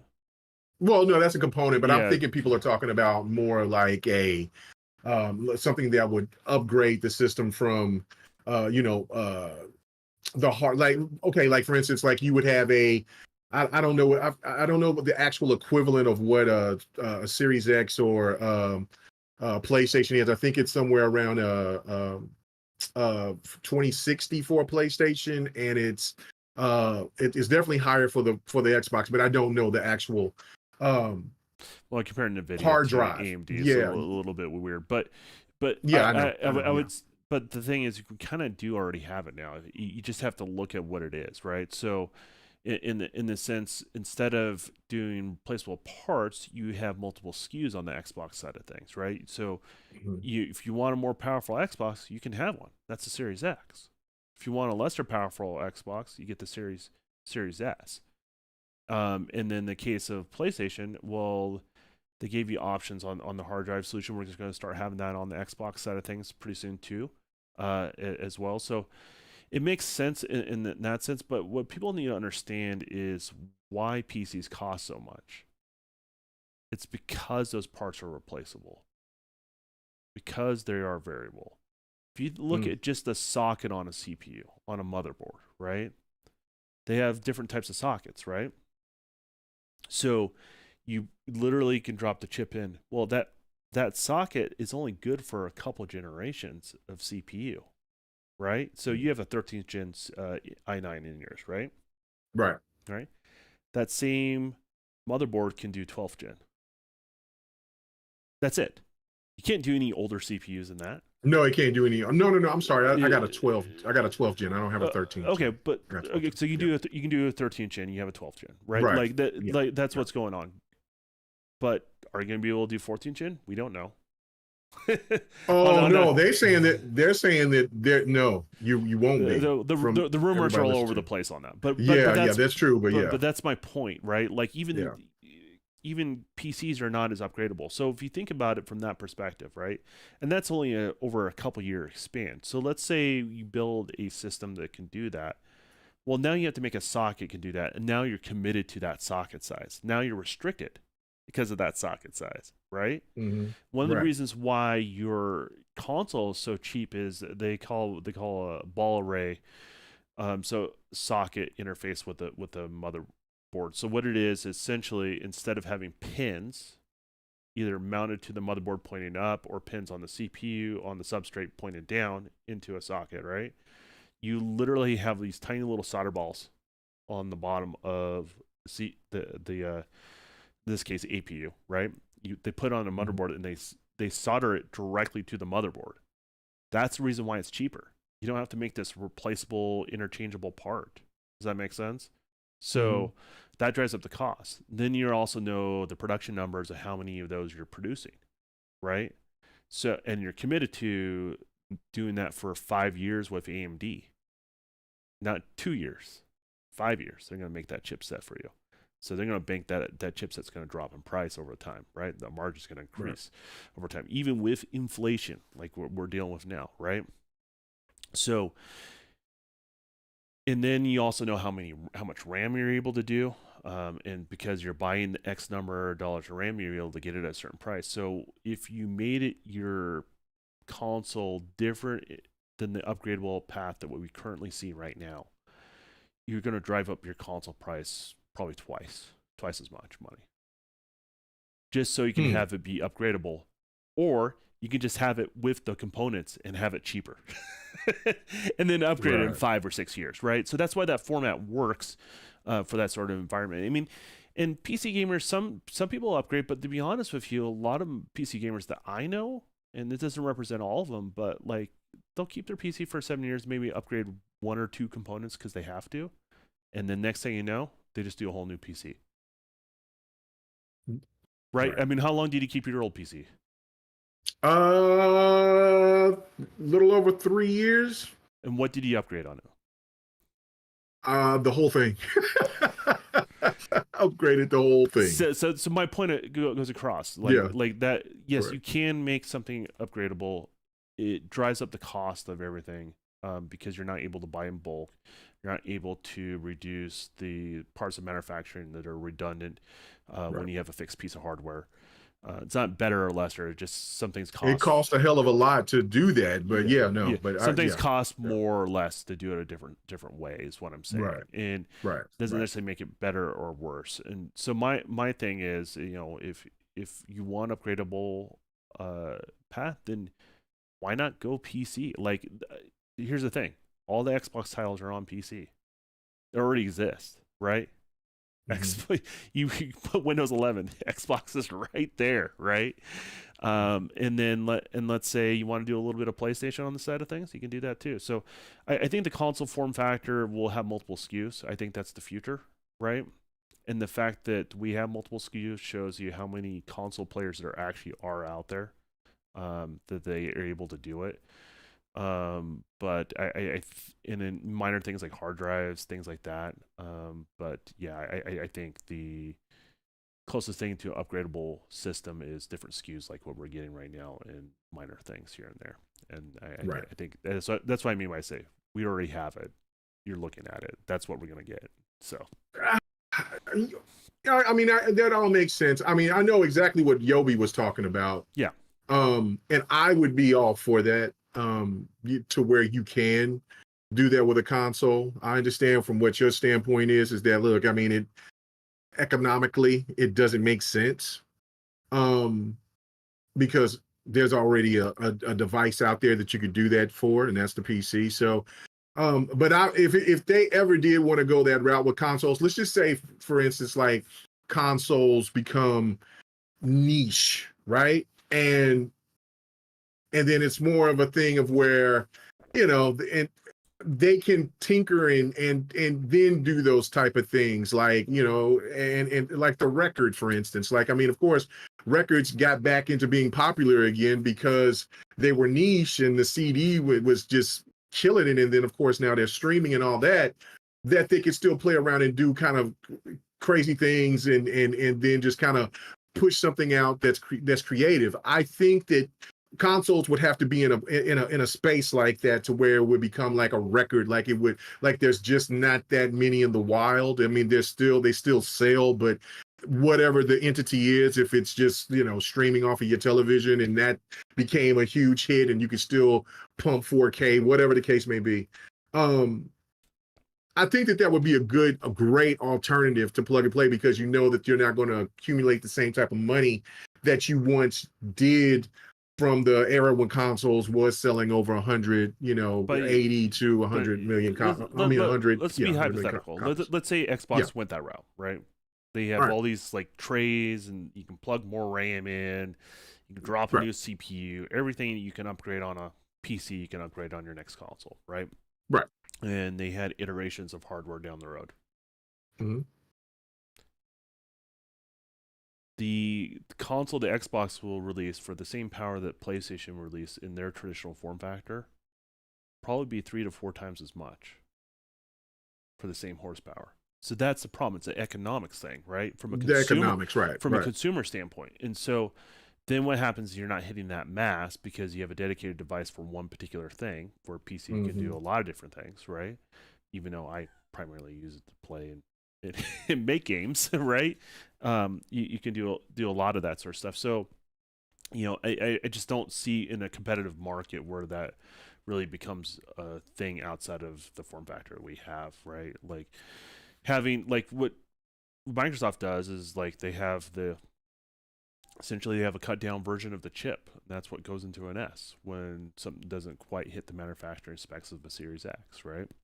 Mm-hmm. And then they shove it in that form factor, in regards to that. And then they're using their X to subsidize their server farm. So Mm-hmm. technically, the X should be probably cost them a lot more, but because they're building way more than what they're putting out into the general audience, and they're using it for other applications on top of that, they're able to do it at a more reasonable price than they would have otherwise, right? So that's what you're kind of seeing the market go from a fixed piece of hardware. And if you wanted something like that, then that's what, like, you call an Origin, you call an Alienware, you call a pre-production PC company. If you don't even want to build something, that's what you do. Yeah. You just call them up. And if you want to build something, go crazy like you and have a mess of spaghetti wires, you can do that too. Like, you know, Right. you can do that, or you can be as Right. dumb as my dumbass, and you can decide to shove liquid all through your PC and do plumbing, right? Like, you can do whatever you Hmm. want, you know, in regards to that. So I just don't see it from an economic standpoint. That's the reason why consoles are so successful, is because Yeah. Yeah. you, No, I mean the plug and play aspect of it.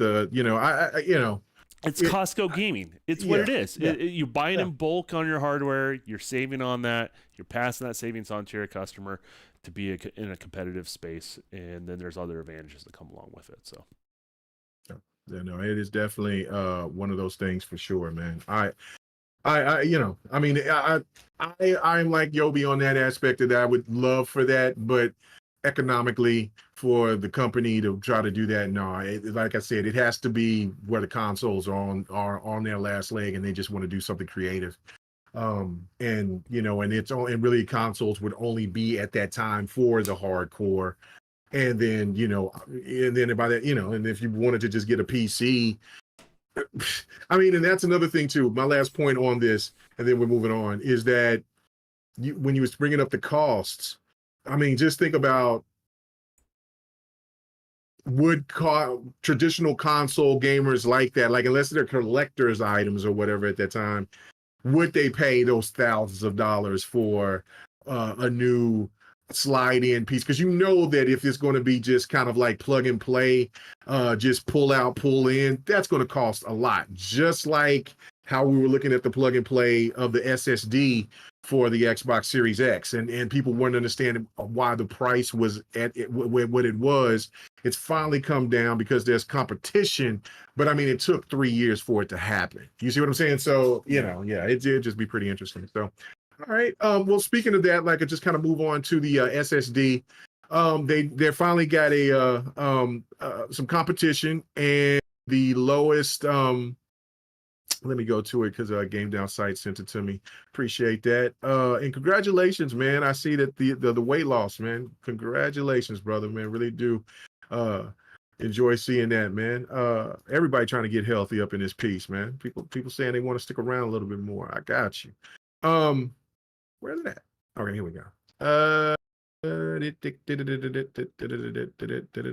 go. It's the Western Digital, and it's starting at $80 for the 500 gigabyte, and it's $149.99 for the 1 terabyte, which is around $100 less than what it originally cost, or maybe 150. I think that thing was what, almost $300. I know I bought it like day one, I know but I know it was expensive. I don't remember what yeah, the it was price was. expensive. It was 250 or close to 300. I can't remember, but it was high. Um, so yeah, and then of course the one that was originally came with that you could get for the Xbox Series X and S, that has gone down by $100. So it might be around the same price or $50 more, somewhere around there. But um, do you think? I mean, of course you're going to think that that's a good look, but did it take too long for this stuff to happen? You know, did this kind, because people were at one time thinking that this was a fantastic add-on, that you didn't have to crack open your console and get into it. But while times passed and those SSD M.2s became a lot cheaper, it seemed like it was more economically better to go ahead and crack open that PlayStation and just buy you an M.2 than to go ahead and then just get a you know, plug and play device for your Xbox. I mean, did kind of Xbox or whoever the competition that did they wait too long? I mean, what are your thoughts on that? I think they just had a exclusivity contract when they Ah, did it, okay, okay, and so okay. with that exclusivity contract, it just came with time. And the other Mm, thing is too, like, it just takes a while for these other companies to make a proprietary SSD setup, you know, for that device, if that makes any sense. So get them up to speed too. So I would imagine mhm. it was Seagate that was originally with them, if I remember Yeah, it was correctly. Seagate. Yeah. Yeah, so they probably worked in tandem with Microsoft when making that, so they're ready to go. You know what I mean? And now all these other companies will be able come on board. And I mean, other companies. I mean, these are not the only ones. There's more. There's a Yeah. lot more.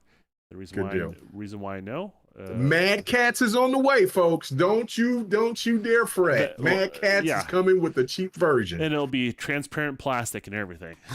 Yes, it's gonna melt and mess up your back end, but that's okay. It's only going to be $50-$60. You owe me all right for 1 terabyte. No, I Am Flash, which is a big supplier of NAND memory, is producing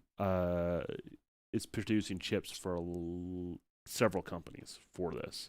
I know that for a fact. So, so the question is, when is that going to become available? I don't know, but I think the exclusivity thing, wheels are off. I think Western Digital was quick to get on board with that, and you're going to start seeing more in regards to that. So, yeah, Western Digital is just the first of many, I would say. So. Okay, good deal. I think, but yeah, it made sense that it was a contract because it did seem like it was a little bit too long. I was thinking that it would have been like maybe 2 years, maybe a year and a half before we started seeing some competition. But 3 years later, yeah. But I mean, it's definitely welcome. Some people are saying long overdue, but at least it helps. It stops the bleeding, especially if you are mainly playing on an Xbox One S, no, sorry, not Xbox One S, but a Series S. Because that storage, boy, is quite limited. It's fighting for its life, man. You thought you might can get caught in there and maybe 2 more games, but bro, you ain't putting COD or Star Wars Survivor and Diablo in there. It ain't happening, Jack. You ain't doing all that. Well, so and that's the thing. It's like you kept when we were like trying to play games together. You don't have it downloaded. Yeah, I have limited space and I have the spare drive. What are you talking about? Just because I don't play all the same games as you, well, of course right. I gotta remove, and I gotta do the shuffle. And you know what's crazy though? I can take Handy. What's happening, bro? Nice, Handy. I can talk to Handy in a minute. No, I haven't either. I can take any disc. I think he moved to California, so. Oh, did he finally move to California? All right. He said it was coming up, so I'll have to touch bases with him. But he's out there with Dark Optimus out there. You know? All right. Go to Fat Burger, man. I'm telling you, Fat Burger's delicious. I want me a Fat Burger right now. That thing was I'm still thinking about that thing 5 years later. Fat Burger? Or 4 years later. Yeah, Fat Burger was delicious. Hey man, next time we get together, I'll make you a proper burger. You'll forget about that in a heartbeat. Listen, you're gonna put Eagle and maybe a little bit of some soy sauce and some guacamole, and then you're gonna swear that that's the best thing that I've ever had. I don't know, but I will try it. No, dude, no. I can tell you whatever I serve you will be covered in cheese. Oh, okay, all right, that's all right. That's no. I can take any Xbox One game, shove it in my Series X, right, and to go to download it on the drive.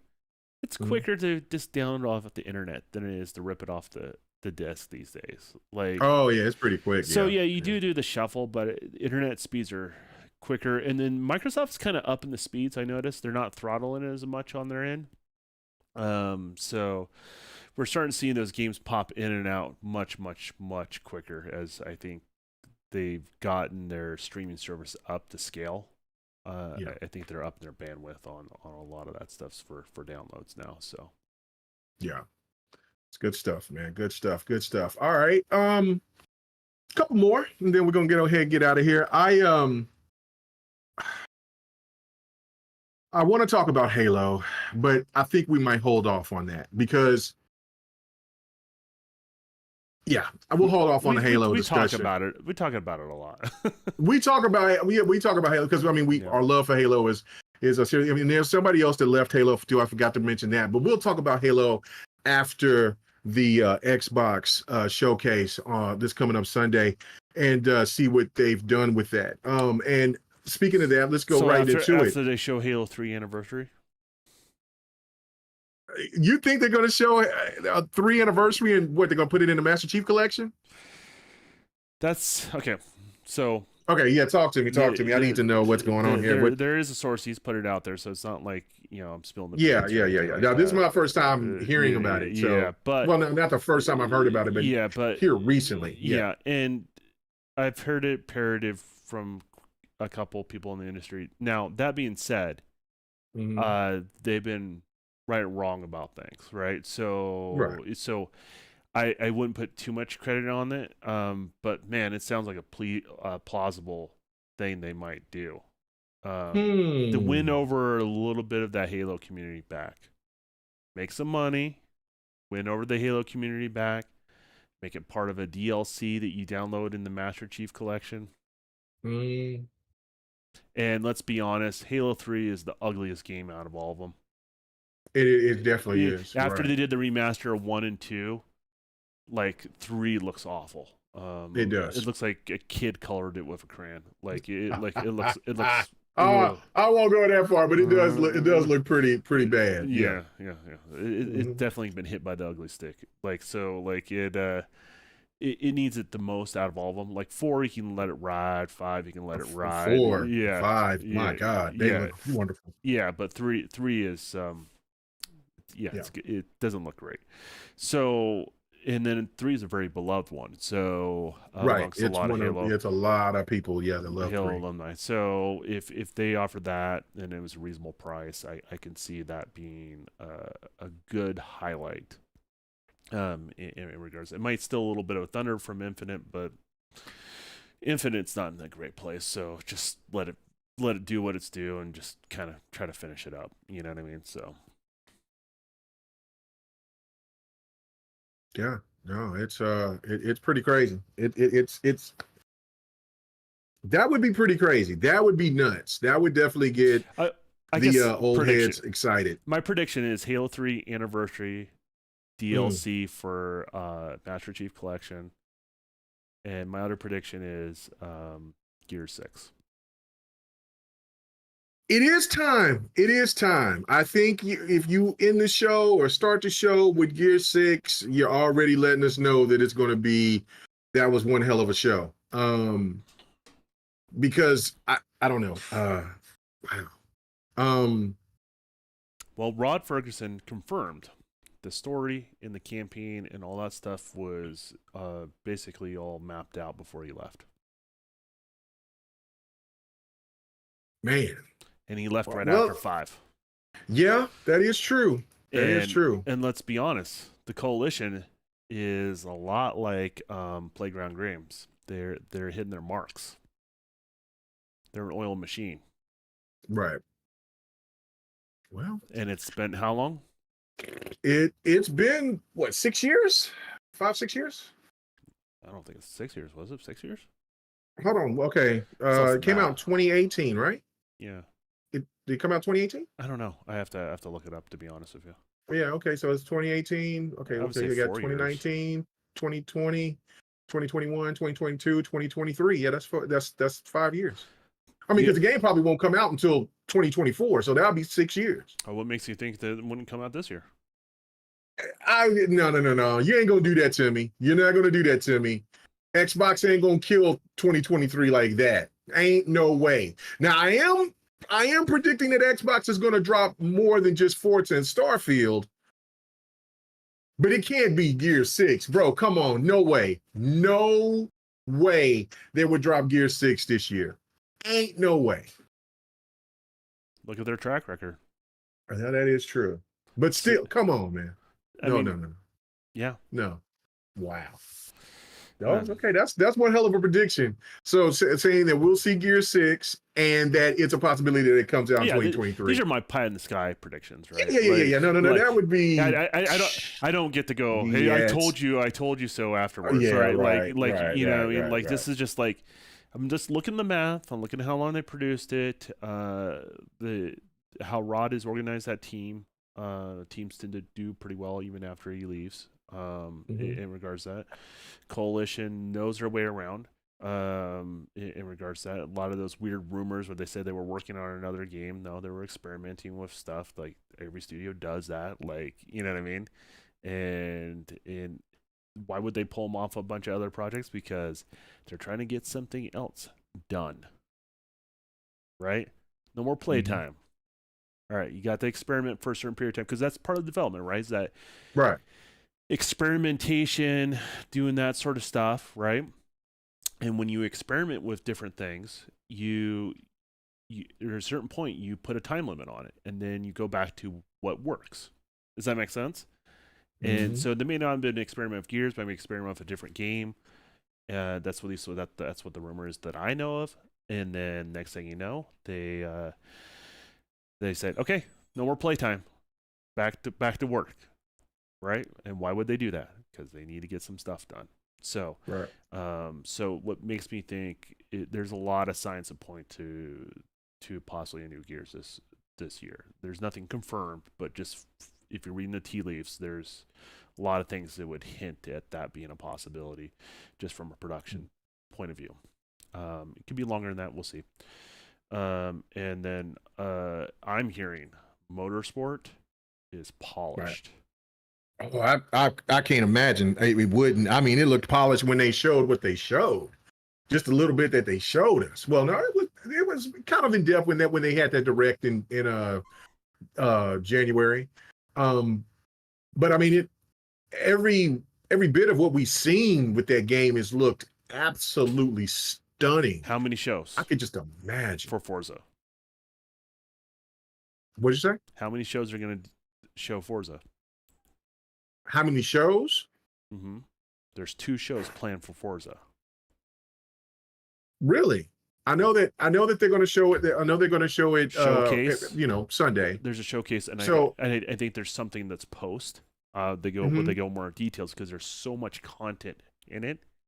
They can't cover it in the main thing. That's So they're gonna have a crazy. more in depth. But far as I understand, and obviously there's gonna be some hiccups at launch, but what Right. I understand, it's running polished for whatever that means. The new engine's Mhm. running polished. Net code better. I don't know what that means, but I just told that it was. This is probably the. I've been hearing this might be the most polished game that Xbox may have released. Well, I mean, it would make sense coming from the God tier turn 10. I mean, if they know Xbox hardware, they are to me the Naughty Dog of Xbox because they know how to get whatever they want out of that hardware, out of their hardware. They just know it. Well, Um, they're also part of one of the teams that helps with the development of hardware too, as well. right, And so right, I don't know right. exactly how that works in their pipeline, but I know Mm, they're involved in certain things that they want to see. So okay. Well, that is pretty interesting stuff. You got anything else that you want to add to that those are the before I main go? staples Okay. though. Like those are the main Okay. staples. Okay. I think we're past due on Fable. I don't think that's like any I'm sure that revolutionary they'll type show thing. it. Yeah. Yeah, like Yeah. I'm be honest with you, I'm surprised Fable hasn't come out already. Just because of how long they've been working on it, and it's been Playground Hmm. Games. In regards to that, I am not convinced that Playground Games is building that game in the Forza Tech engine. So we'll see how that pans out. Mm. Because up until people start putting those articles out there, literally like 2 days before, job listings were all hiring people with Unreal Engine experience. So maybe lead Mm. towards all the art team towards that. So either they're finding some sort of tools that's similar to what you're finding on Unreal. So there's a familiarity of kind of navigating that sort of thing. And it's in the Forza Tech engine, or or they're using Unreal.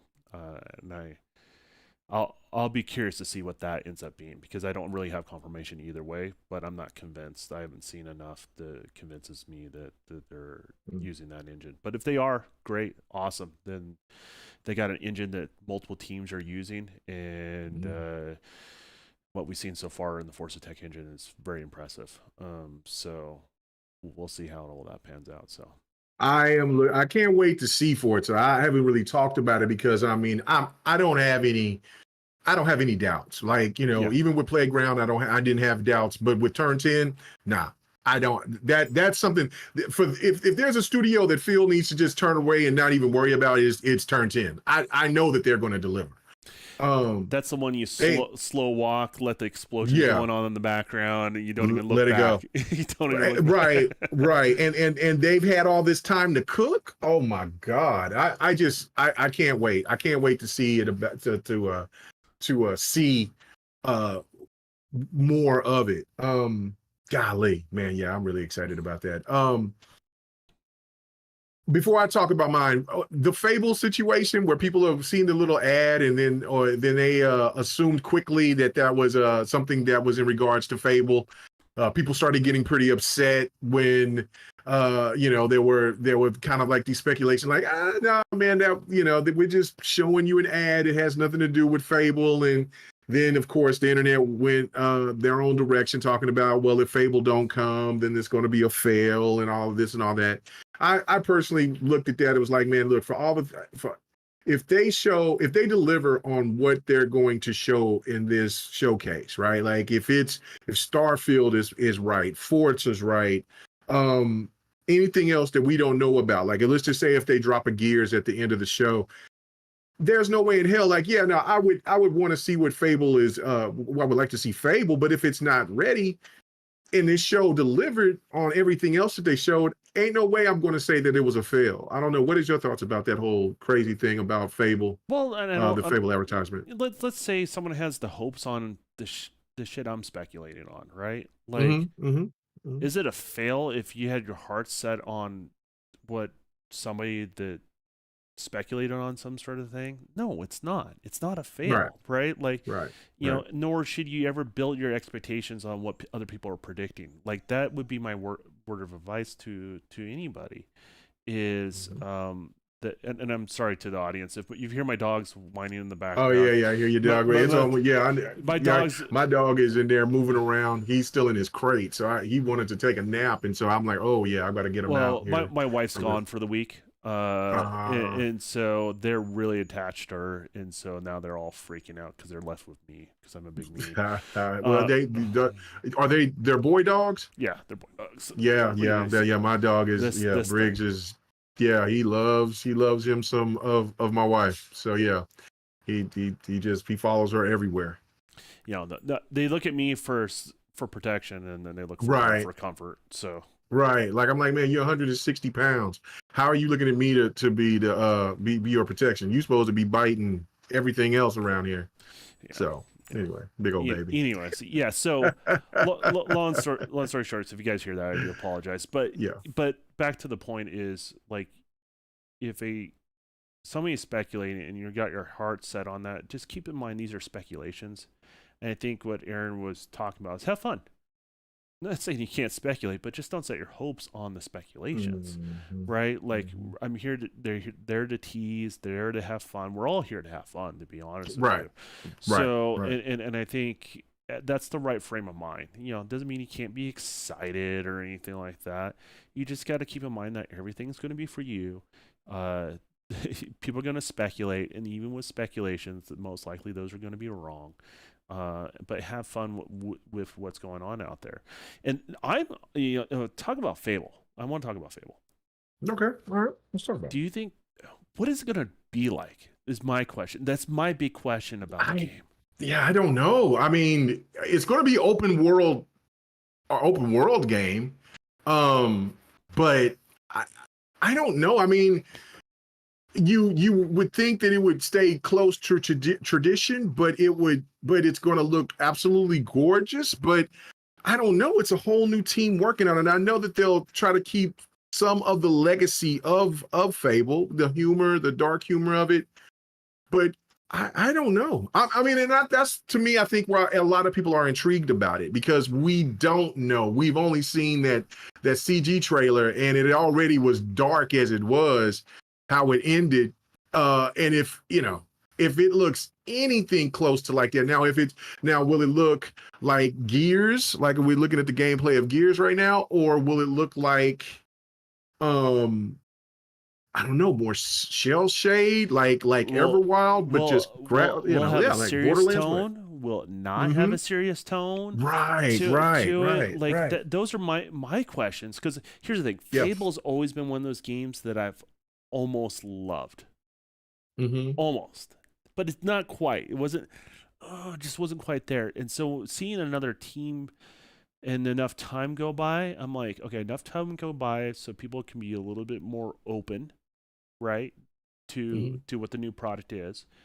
The question is what direction, because humor is such a weird thing, right? Like, Right. like you can take Eddie Murphy and go, hey, why don't you act like Jim Carrey and be funny like Jim Carrey? It's not gonna. Yeah, no, It's they not gonna gonna work. happen, Not right? gonna work. Not No, gonna work. no, it's Yeah. not gonna happen. And right, and you can even take like Eddie Murphy. Hey, Eddie Murphy, be the funny guy you were in the '80s, but now that's not gonna work either. Like humor No. is a very unique personality, and that's something that Fable's always had. It's always had a personality to the game with the kind of the whimsical, humorish type stuff. And so if you don't have that, what is it, right?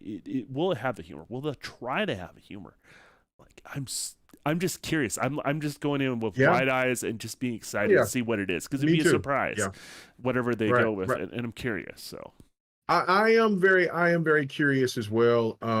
You know, and because Fable, the older Fables could get really dark and had things that I don't know would be acceptable now. And the thing for me is that,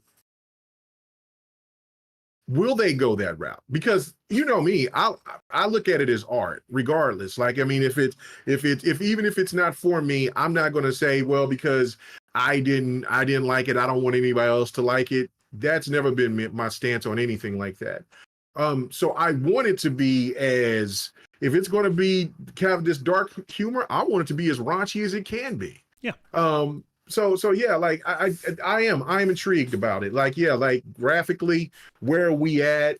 Things like that. And how is it gonna play? Is it gonna have traditional old school RPG elements, kind of like what you would see from Skyrim, or would it be something different? Will it be a more hack and slash? I don't know. Like, there's so many unanswered questions about this game. And then also, I mean, I would hope to see that we would see something from Perfect Dark. I don't know how far out they are from that. I know that it ain't going to come out, you know, this year or maybe not next year, but show when it's ready. Like, yeah, show, like, no, show it was ready. Then that's the mantra with this. Yeah. Like, eventually the backlog of what they're working on is going to be there, right? So just you know, bite the bullet. If they're, you know, want to use the fill of the show, but it's not ready, don't show it yet. You would be my advice. But if it's ready, by all means, I want to see it, just like anything else. Oh, yeah. Me too. The other thing I'm excited about, no CG trailers. Right, I saw that. I did see that. And I wanted to tell Aaron, about damn time. About damn time. Stop it with that shit. Games look too good now to have to do that. Like, that is true. There's no need for that. Like, people spent this money and they want to see what it can do when you rev the nuts off of it, right? Like, they want to see what their system can do. Like, there should be a lesson for everybody. You want to see what the games can do. They want to see what they look like, and they want to see what they play like. And I get it, like, if you do an in-engine cutscene, like, that's a little bit different, right? And if you're not quite ready, maybe that's the early thing you show. But try to get to the point of showing gameplay.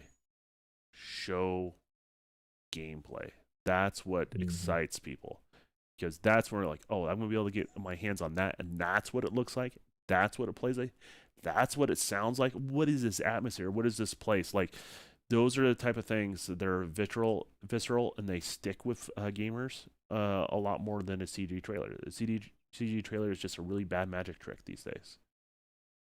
Right. Yeah. No, I mean, and again, like, going back to your point, you know, we've been on the same wavelength with this. Like, show it when it's ready and show us some gameplay. You know, I mean, I'm not all into going into the gameplay aspect of, like, no, I need to see in game. No, just show us the gameplay of what the game could do. If you can have somebody playing it from a controller, that's great and all that. But when we seen that PlayStation game, Concord or whatever the game was called, it meant nothing. And that's why when people always say, well, just show us a clip of something or some CG. No. No. Ain't no need for it. Ain't no need for it. If it's not ready, it's not ready. Well, the games are competing in a space that looks so damn good with other games that look so damn good. Yes. So when you show a CG trailer, then it breaks you out of that immersion of what you're looking at and what you're excited for. You know what I mean? Because like, how am I going to get? Because I don't know what it is. Because you're going to robodope me. What are you going to do? You going to robodope? Is that what's going to happen? You're going to be excited for something and then it doesn't turn anything else like it. I would say the other suggestion would be to publishers as a whole, right? Like, obviously, I like the in-engine gameplay element towards showing any game, right? But if there's a little bit of a noticeable deficit between like an in-engine cutscene and gameplay, like there's a little bit of a deficit in quality there, that's kind of noticeable. And you feel just like a little bit like the community is going to pick your game apart because of that, show the gameplay. That's when you know you have to show the gameplay. It doesn't mean you can't put your best foot forward, but you also have to show gameplay. Does that make sense?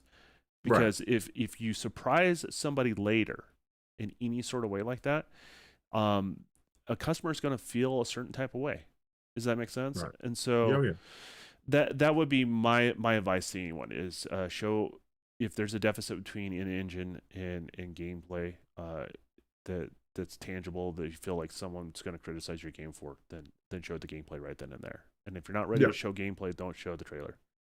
Don't do it. No. I got you on that. Okay, so for me, and I'm hearing Yobi saying, I heard that State of Decay 3 is far out as well. The original team that was working on it is gone, and it's a lot of new folks working on the game. I haven't heard anything like that. I'm sure. I mean, there's tons of podcasts out here and stuff like that, and that's not for me to say that. I just didn't hear it. It could be true. But from my understanding, they were hiring. But I mean, that could have been because other people must have left. I don't know. I already got Ultimate Marvel vs. Capcom 3 on PC, and I got the mods. I just need to put them back in. So yeah, really, really dope. So yeah, we can definitely run through that at Fight Night. But you know me, I'm not going to even mention it this time. I'm not going to mention it. I'm going to mention the name of the game, but I'm not going to mention that I hope to see it here. I just want to. I want it there, and that's Killer Instinct 2. It's due. It's damn due. It's due. It's due for something. I'm not. When I say I want Killer Instinct 2, it's not saying that I don't want that I want the game this year or next year. I just want to know that it's being worked on. That's all I care about. And then if it comes out in 2026, I'm cool with that. That's all I care about. It's just to know that they're working on it. That sounds like if you don't see it at the show, you just need to ask Uncle Phil. Just say, hey, Uncle Phil. Well, then, I said that I was going to wait until after next year, but I will definitely ask Phil again. Or is you going to let this franchise die on the vine? What are you going to do, Uncle Phil? What are you going to do? Yeah. I'm going to have to ask Phil. I'm going to have to ask him. I'm going to ask him. Keeping this IP going? What's going on? Yeah. Right. Well, I mean, he told me it was. So that listen, we're not going to get into Killer Instinct. We're not doing it. We're not doing it because we'll be here for an hour. I'm not going to talk about the Killer Instinct. I'm intrigued about Contraband on the sense of because I want to know what that game's about. Another game that I'm really, really stoked about just because it seems so original and fresh, something that I've never seen before in gaming. And that's from the new game that Compulsion Games is working on. I hope that they show something with that, where it's, mixing with fantasy and voodoo. That just sounds epic as hell to me.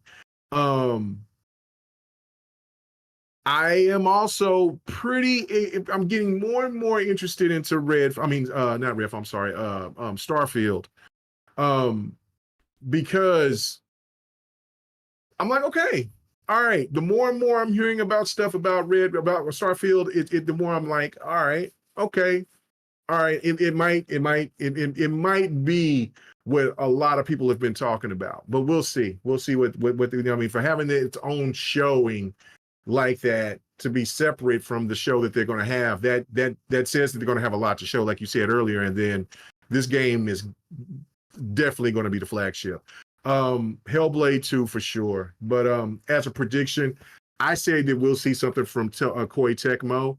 and it'll either be Dead or Alive or Ninja Gaiden. And I also feel that they will have Atlas on. They will show something from Atlas. Either it will be the SMT that Timmy. I'm not even going to try to say it. The SMT remake that was on Nintendo and on PlayStation and on PC. Well, it's not even on PC yet. It's just on Switch and on a PlayStation. Or they will announce Persona 3 remake or Persona 6. I really think that they want to kind of throw that jab of saying, look, you had this locked down. Now Xbox is presenting it. It was the same thing with Tekken. Like when Harada came on the stage, that just blew my mind. Like, what is Harada doing on the stage? You better not be showing me that Tekken's coming to Xbox, right? And then it was. And so it like really hyped. So I'm thinking that we could see something like that. And you think we're going to see a Kojima tease? Absolutely. Absolutely. There's no question. There's no question. Now, of course, Jeff Keighley's going to get the full tease because that's just how that works. But, Jeff Keighley is not going to allow Kojima to show at all. Unless there's a contract. Contract issues. Right. So maybe, but there definitely will be Kojima sighting. Keighley might get a post interview. I don't know if he has something ready or not. They said they're not showing a trailer, so everything that Microsoft's got cooking, I doubt that Kojima is far along. But we'll see. I mean, he's on the plate. I mean, he's there. He's like in the queue somewhere, right? In regards to that. So the question is, when are we going to see him? But that would be one of those things of like showing you something that traditionally has been on another a competitor, right? And then showing that he's on Team Xbox. That's a big thing. So yeah, it's all very, very, very interesting to say the least. Yes. It is. I am excited. I would like to see if Outer Worlds 2 would be shown. And will that be exclusive this come around? And big rumors about ID Software is coming out with something. I don't know what that is. If that's Wolfenstein, if that's another Doom, if that's a new game. There's that Indiana Jones game they're working on. Oh, that's right. So that's 100% confirmed. They are working on it. That's not a rumor anymore. Todd Howard straight up said, "Yeah, we're working on it." So okay. Now, this game I think is going to get shown. I just don't know where. The Captain America Black Panther game. I just don't know if it's going to be shown on during Xbox or during Summer Game Fest. But I think that that's definitely due to be shown. I'm kind of excited about that as well. Any info on Power Stone? I'm looking forward to Capcom revealing that soon, hopefully. Capcom is having their own show coming up here soon, so I haven't heard that anything. Would be huge. You got to keep in mind though, Japanese circles. That's not typically in my realm of who I end up talking to on a regular basis. So haven't heard anything from Capcom on anything. Right. Resident Evil, right. Power Stone, anything that's like a dedicated Japanese publisher and studios are run in Japan. Like I'm like on an iron curtain. I don't know what's going. Right. I know as much as you guys at that point on that one. Just the full disclosure. So. Yeah, no, that's why I feel like there might be something going on with Koei Tecmo in the sense of, maybe a Dead or Alive remake or a sequel or Ninja Gaiden. Imagine a Ninja Gaiden reboot. It's something of that sort. Kind of like when they first started doing it on Xbox again. Right? Yeah. Like they kind of rebooted the franchise. Mm-hmm. He has a different look and he's like, yeah, that would be really, really cool. Just kind of a fresher take on that. But, then again, I'm happy with anything shown new. I'm excited. Yeah, me too. I'm excited what, not Ninja Theory, what is it? I always get them confused. The guy's working on Hellblade. Ninja Theory. That's Ninja Theory. Oh, I'm sorry. Yeah. Oh, I get them confused with Team Ninja. That's why I got confused. Ah, So how much of an upgrade do you think you're gonna see on? I don't know. I don't know. I don't know because when we've had this discussion when I first seen that Mm-hmm. trailer And back I then, he told was you like, "Nah, man, just wait." I'm it's gonna like, look "Nah, shut better. up, Don. Nah, And then what bro, happened? no." What happened? And then when they showed that lab, I'm like, "You can't be serious." You know what's So crazy? yeah. That facial animation technology. Uh, Guess who's using it? oh, you are. Mm-hmm. Oh my god. Oh my god. So Man, so so that is out of all the games, honestly, out of all the games, Hellblade 2 is the one.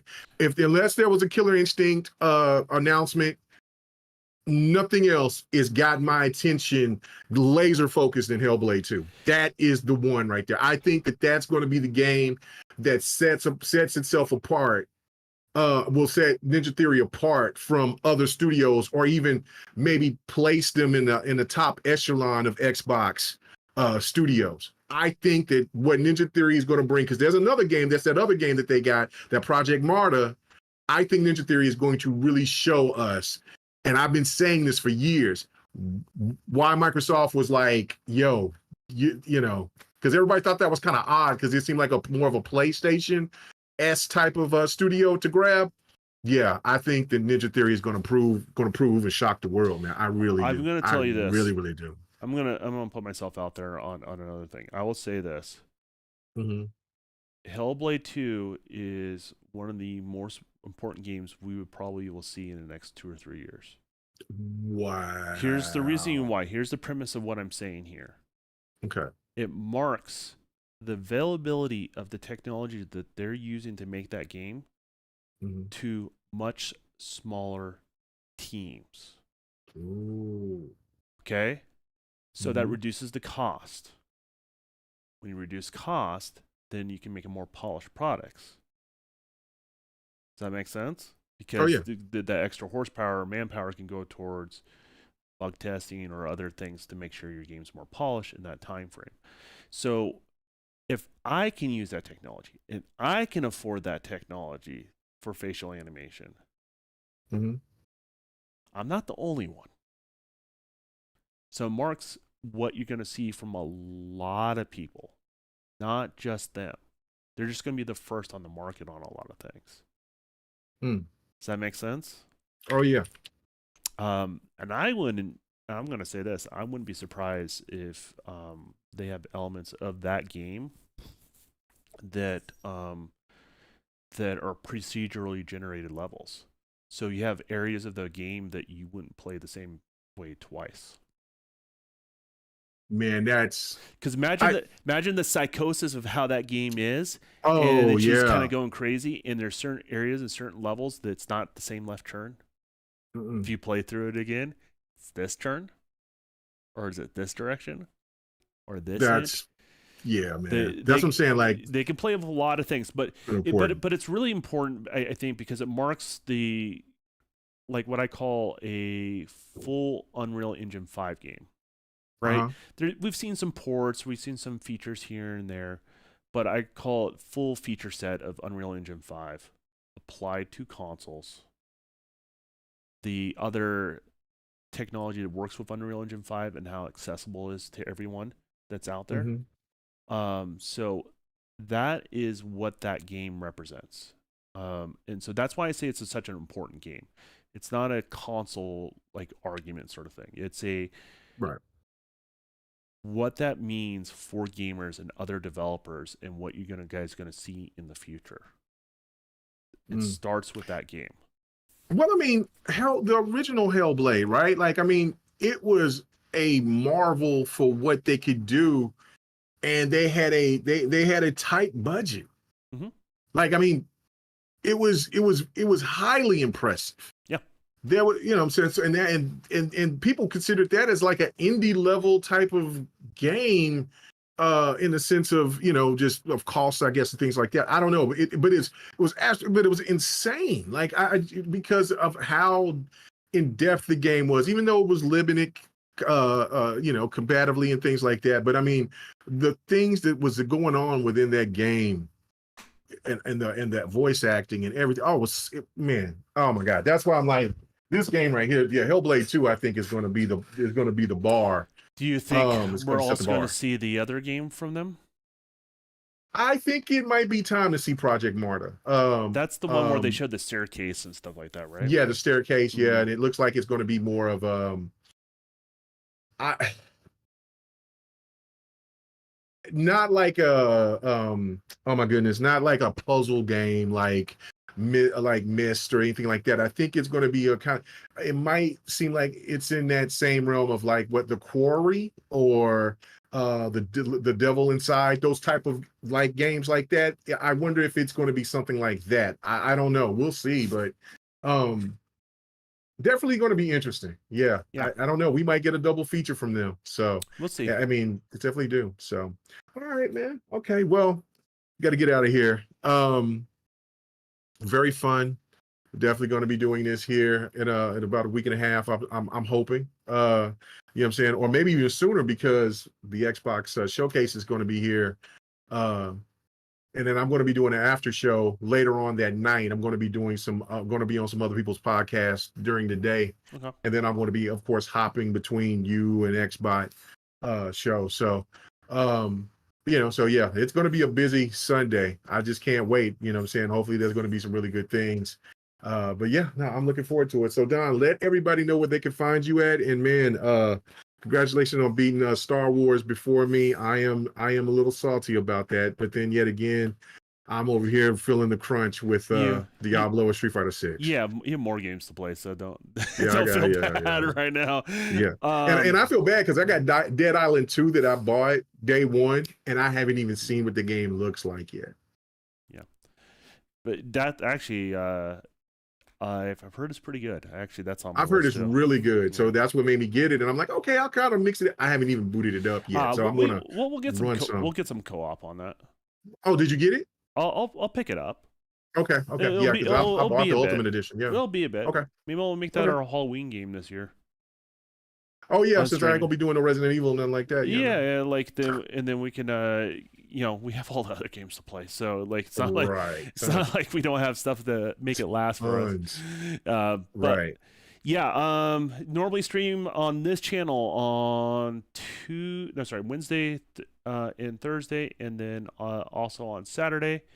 And then I will be doing a live reaction on the Xbox showcase on Sunday.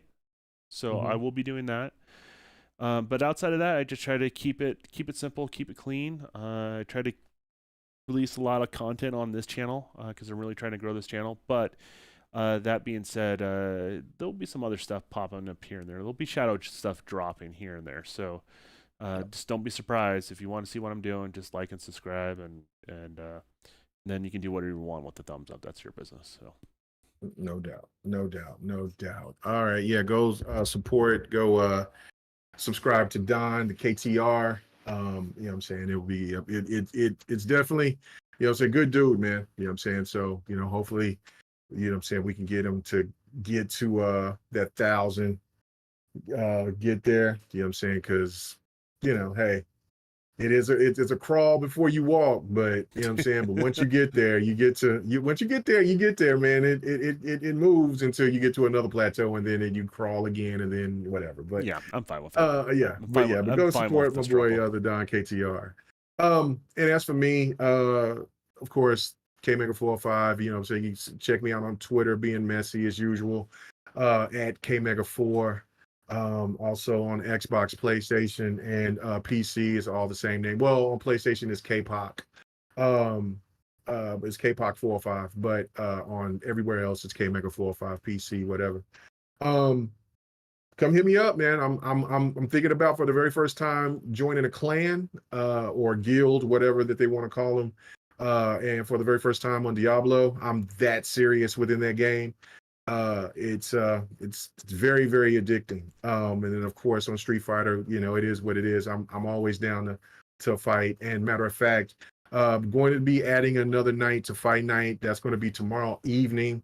Going to do it earlier instead of instead of Sunday nights where I start real late on when I do Fight Night Sunday. So I'm going to do it early on Wednesday, maybe afternoon, evening ish. So so if people want to come and join and play, come on and do that. But that's going to be on Wednesdays and Sundays for Fight Night Sunday. And the GRG podcast Friday night. We started a new podcast on Mondays with me and him solo. Of course, guests can come through. And Matt Likes Games might be a part of it as well. Don, of course, you're always welcome. And I'm saying, and that's well, I've called it the crossover, but then Ham wanted to put the Midwest in it, so it's going to be the Midwest crossover podcast, the Midwest gaming. Midwest crossover gaming podcast. That's what it is. Yeah. So, and I just put it in short letters. You know what I'm saying? I'm not going to say all that every time. Man, it sounds like people too lazy to make it all the way to the West Coast. Yes. I just this was called the crossover because it's going to be on his channel. Then it's going to flip on my channel. Kind of like how we started Devin the Gamer, or how we do Devin the Gamer now. Yeah. So, yeah, you know what I'm saying? Because I want Ham to get as much growth, as many hives, as growth as possible. Really good guy. But yeah, no, that's what I'm gonna do. Like I said, I was gonna start doing more content, so I'm gonna stick by it. And I hope you guys will tag along and follow and support, man. It'd be really appreciate where we at. I'm almost like 280 away from 5,000. So hey man, come on. Go support. Let's get there. Before the end of the year. Matter of fact, let's do that before the end of the summer. Let's go. I'll be stoked if I get an extra 100 by the end of the year. Man, yeah, let's do it. But that being said, guys, thanks for stopping out. In regards to that, we're going to do a little bit more regular. The bi-weekly schedule is kind of what we have planned. So we're going to try our best to kind of meet that. But before you know it, we'll be maybe episode 100. We'll see how all that goes. But that being said, guys, thanks for checking us out. This will be on Kamiya's channel within 24 hours. So if you want to support him over there, that's the place to do it. Just check it out in 24 hours or so. All right, later. Oh, yeah, no doubt. Peace. Later, Johnny. Thanks for coming through, Johnny. All right. He says, "Where's your ring at?" Yobi said, "Where's your ring at, Don?" I pointed at it for him.